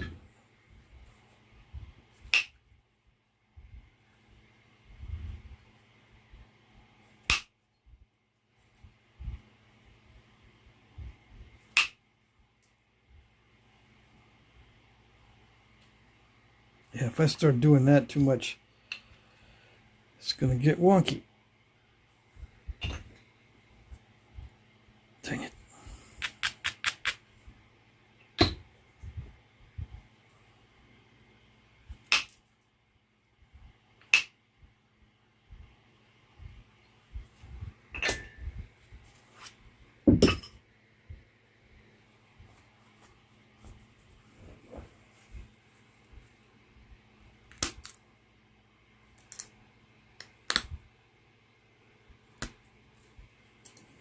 There's something going on right there that I can't see.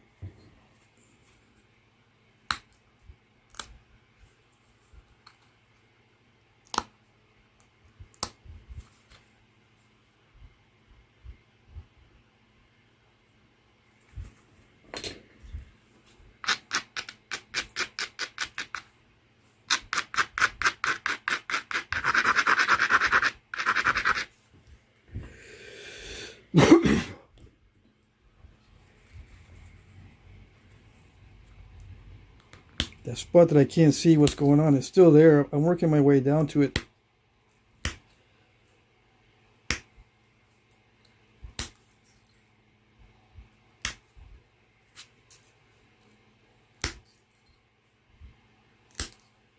I just passed it.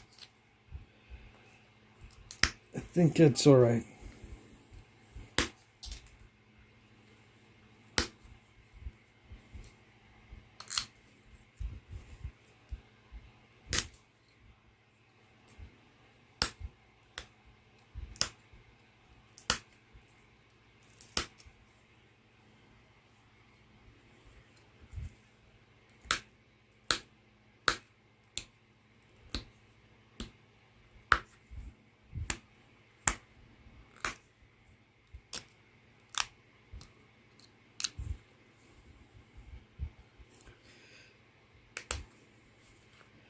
Not doing so well on this edge on this side. There's something in there.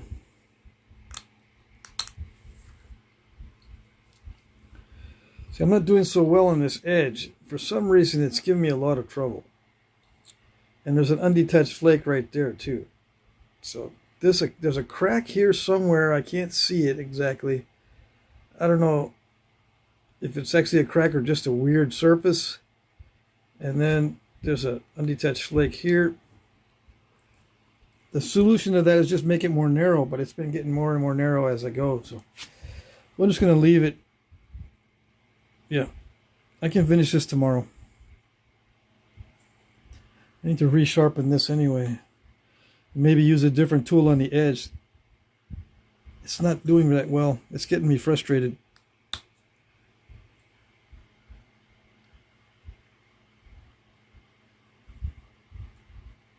This particular one is, I thought it did okay on the tip, but as I get down toward the main blade, I can't seem to generate enough power with it. I don't know.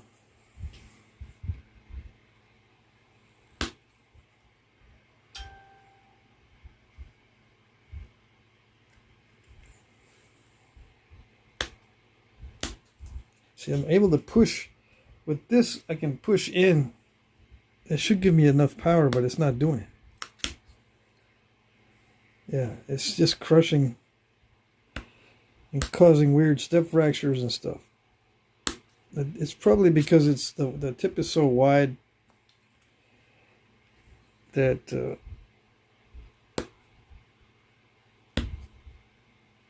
I can't do what I need to do with it.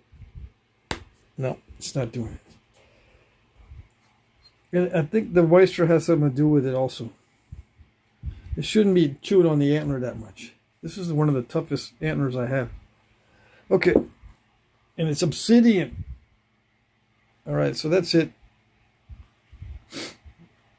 Yeah, if I go any further, even though I'm not thinning it anymore, I could end up snapping it with the pressure flaker.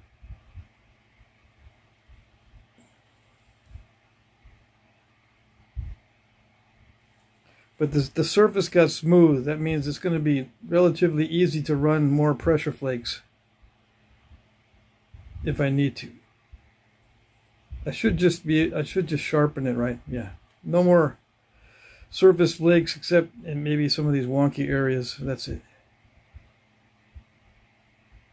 All right.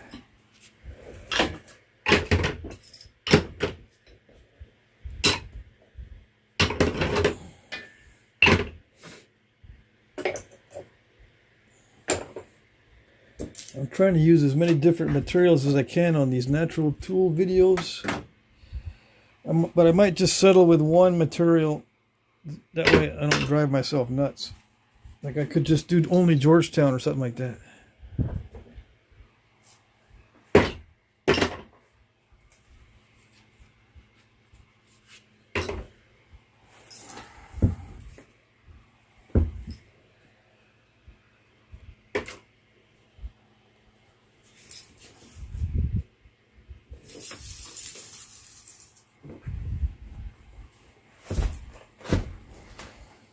Okay, so that's good enough. Good enough. No hafting tonight. I got to get up early tomorrow.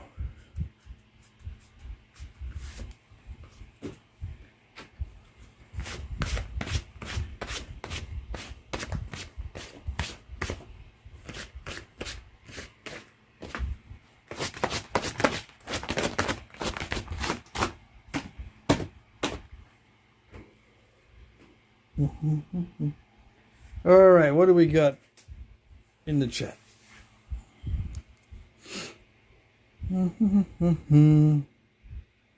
Prairie Ghost Ken says, looking great, Pat.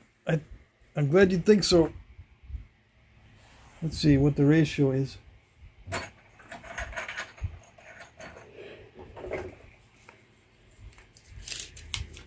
Five to 1. It's okay. 40 millimeters.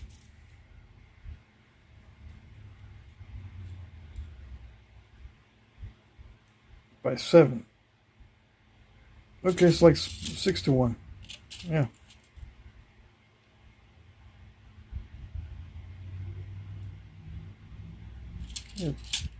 Yeah, it's almost 6 to 1. Between 5 to 1 and 6 to 1.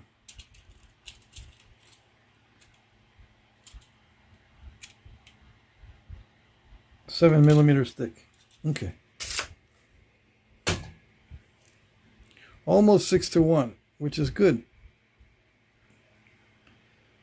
It's got some steppiness to it.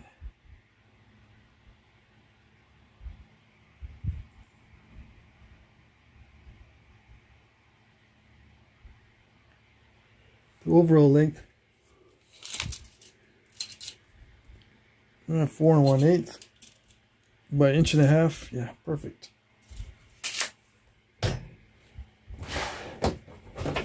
I need to make some more foreshafts. Let's see. Yeah, I need to make some handles that are not as wide. I'm just testing different things. Yeah.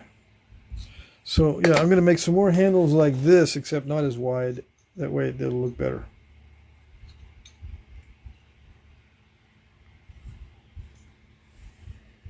So I already got the Osage cut out.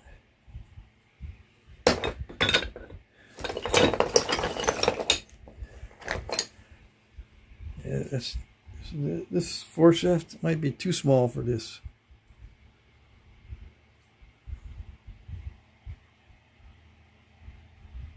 If I make a foreshaft a little bit bigger than that, it'll be good. Yeah. I sold all my larger foreshafts, which is fine. I just gotta make more. Yeah. Okay. I feel that itchiness from the flakes. All right, so it's pretty good. Let's see. Beautiful work, says AM Outdoors. Thank you, thank you. Another rock into submission. Yeah, this is nice as far as the feel of this. Feels buttery, but you can see how weird the flaking went.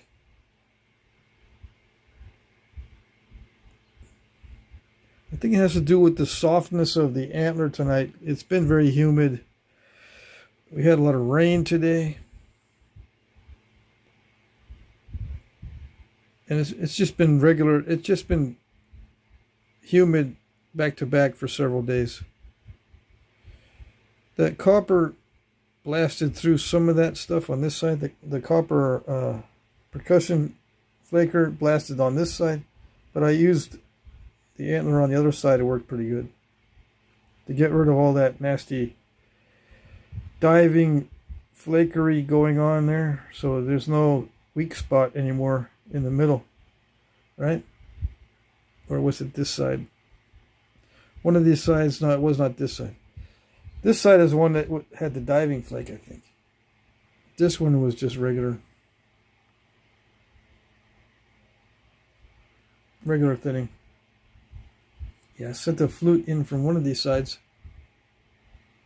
And it dived too much. I can't remember which one it was. Anyways. Let's see.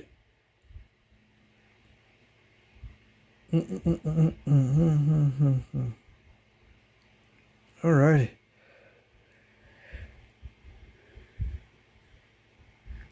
The humidity definitely made it tough. Yeah, I guess so. I gotta blame it on something.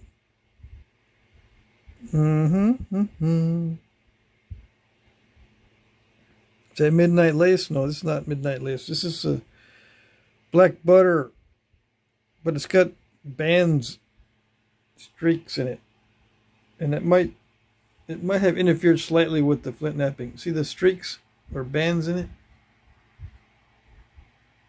But it feels like black butter. It feels like buttery obsidian. It's kind of finicky when it gets thin.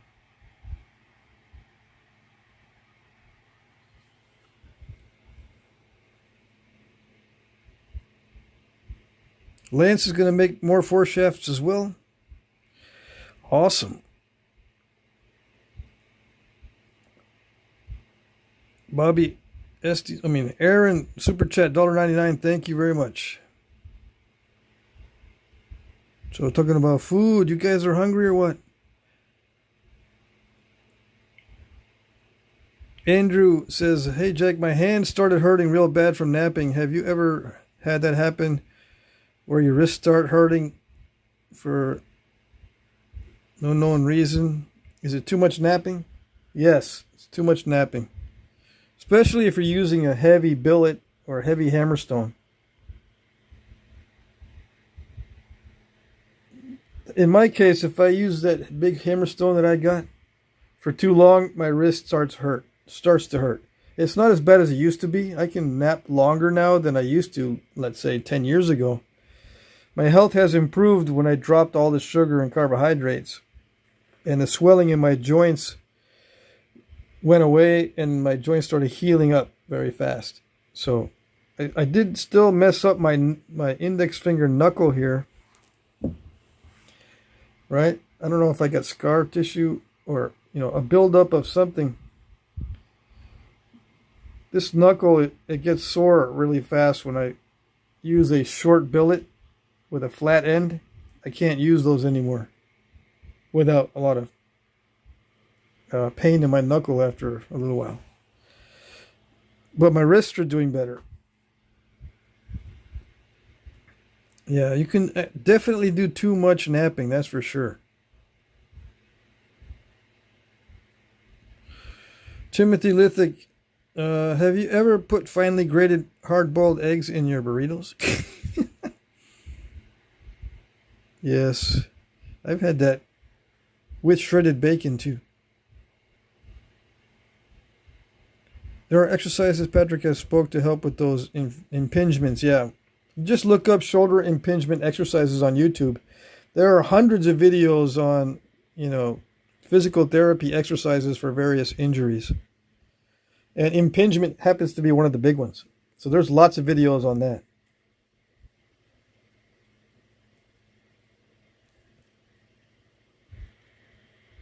Mm-hmm.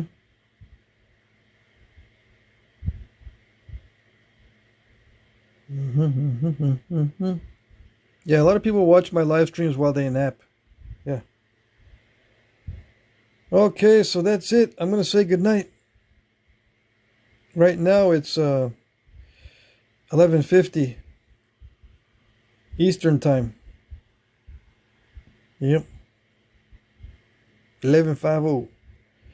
Mike Mason, have you ever started an omega-3 or fish oil regimen, Patrick? Not a regimen, but I take fish oil like 3 times a week. Those big pills of omega-3. At least 3 times a week. I don't know if I got a bad batch one time, but I started to get a gag reflex from taking the omega-3 tablets, those big gel tabs. So I don't take them every day because I get that gag reflex. Yeah, I think one time I had a bad batch of that because it made me feel sick. Not really bad, it just kind of made me feel nauseous, and now I have a gag reflex. Oh well, but yeah. What else do we have in the chat? Anything? If I missed your question and you're here tomorrow night, ask tomorrow night. All right, you guys have a good night. And we'll see you tomorrow night. Another natural tool night, I'm going to try to make some tools as well. Some other tools. Yes, yes. I might just, I'll finish this out tomorrow, right? But I might just start notching practice instead of just going from like rock to point. Just start with a big flake and practice notching. That way I can do it faster. Mike Mason says, I meant for the joint health considering the napping pains. No, I never did the fish oil regimen for pain. It was just mainly for mental health.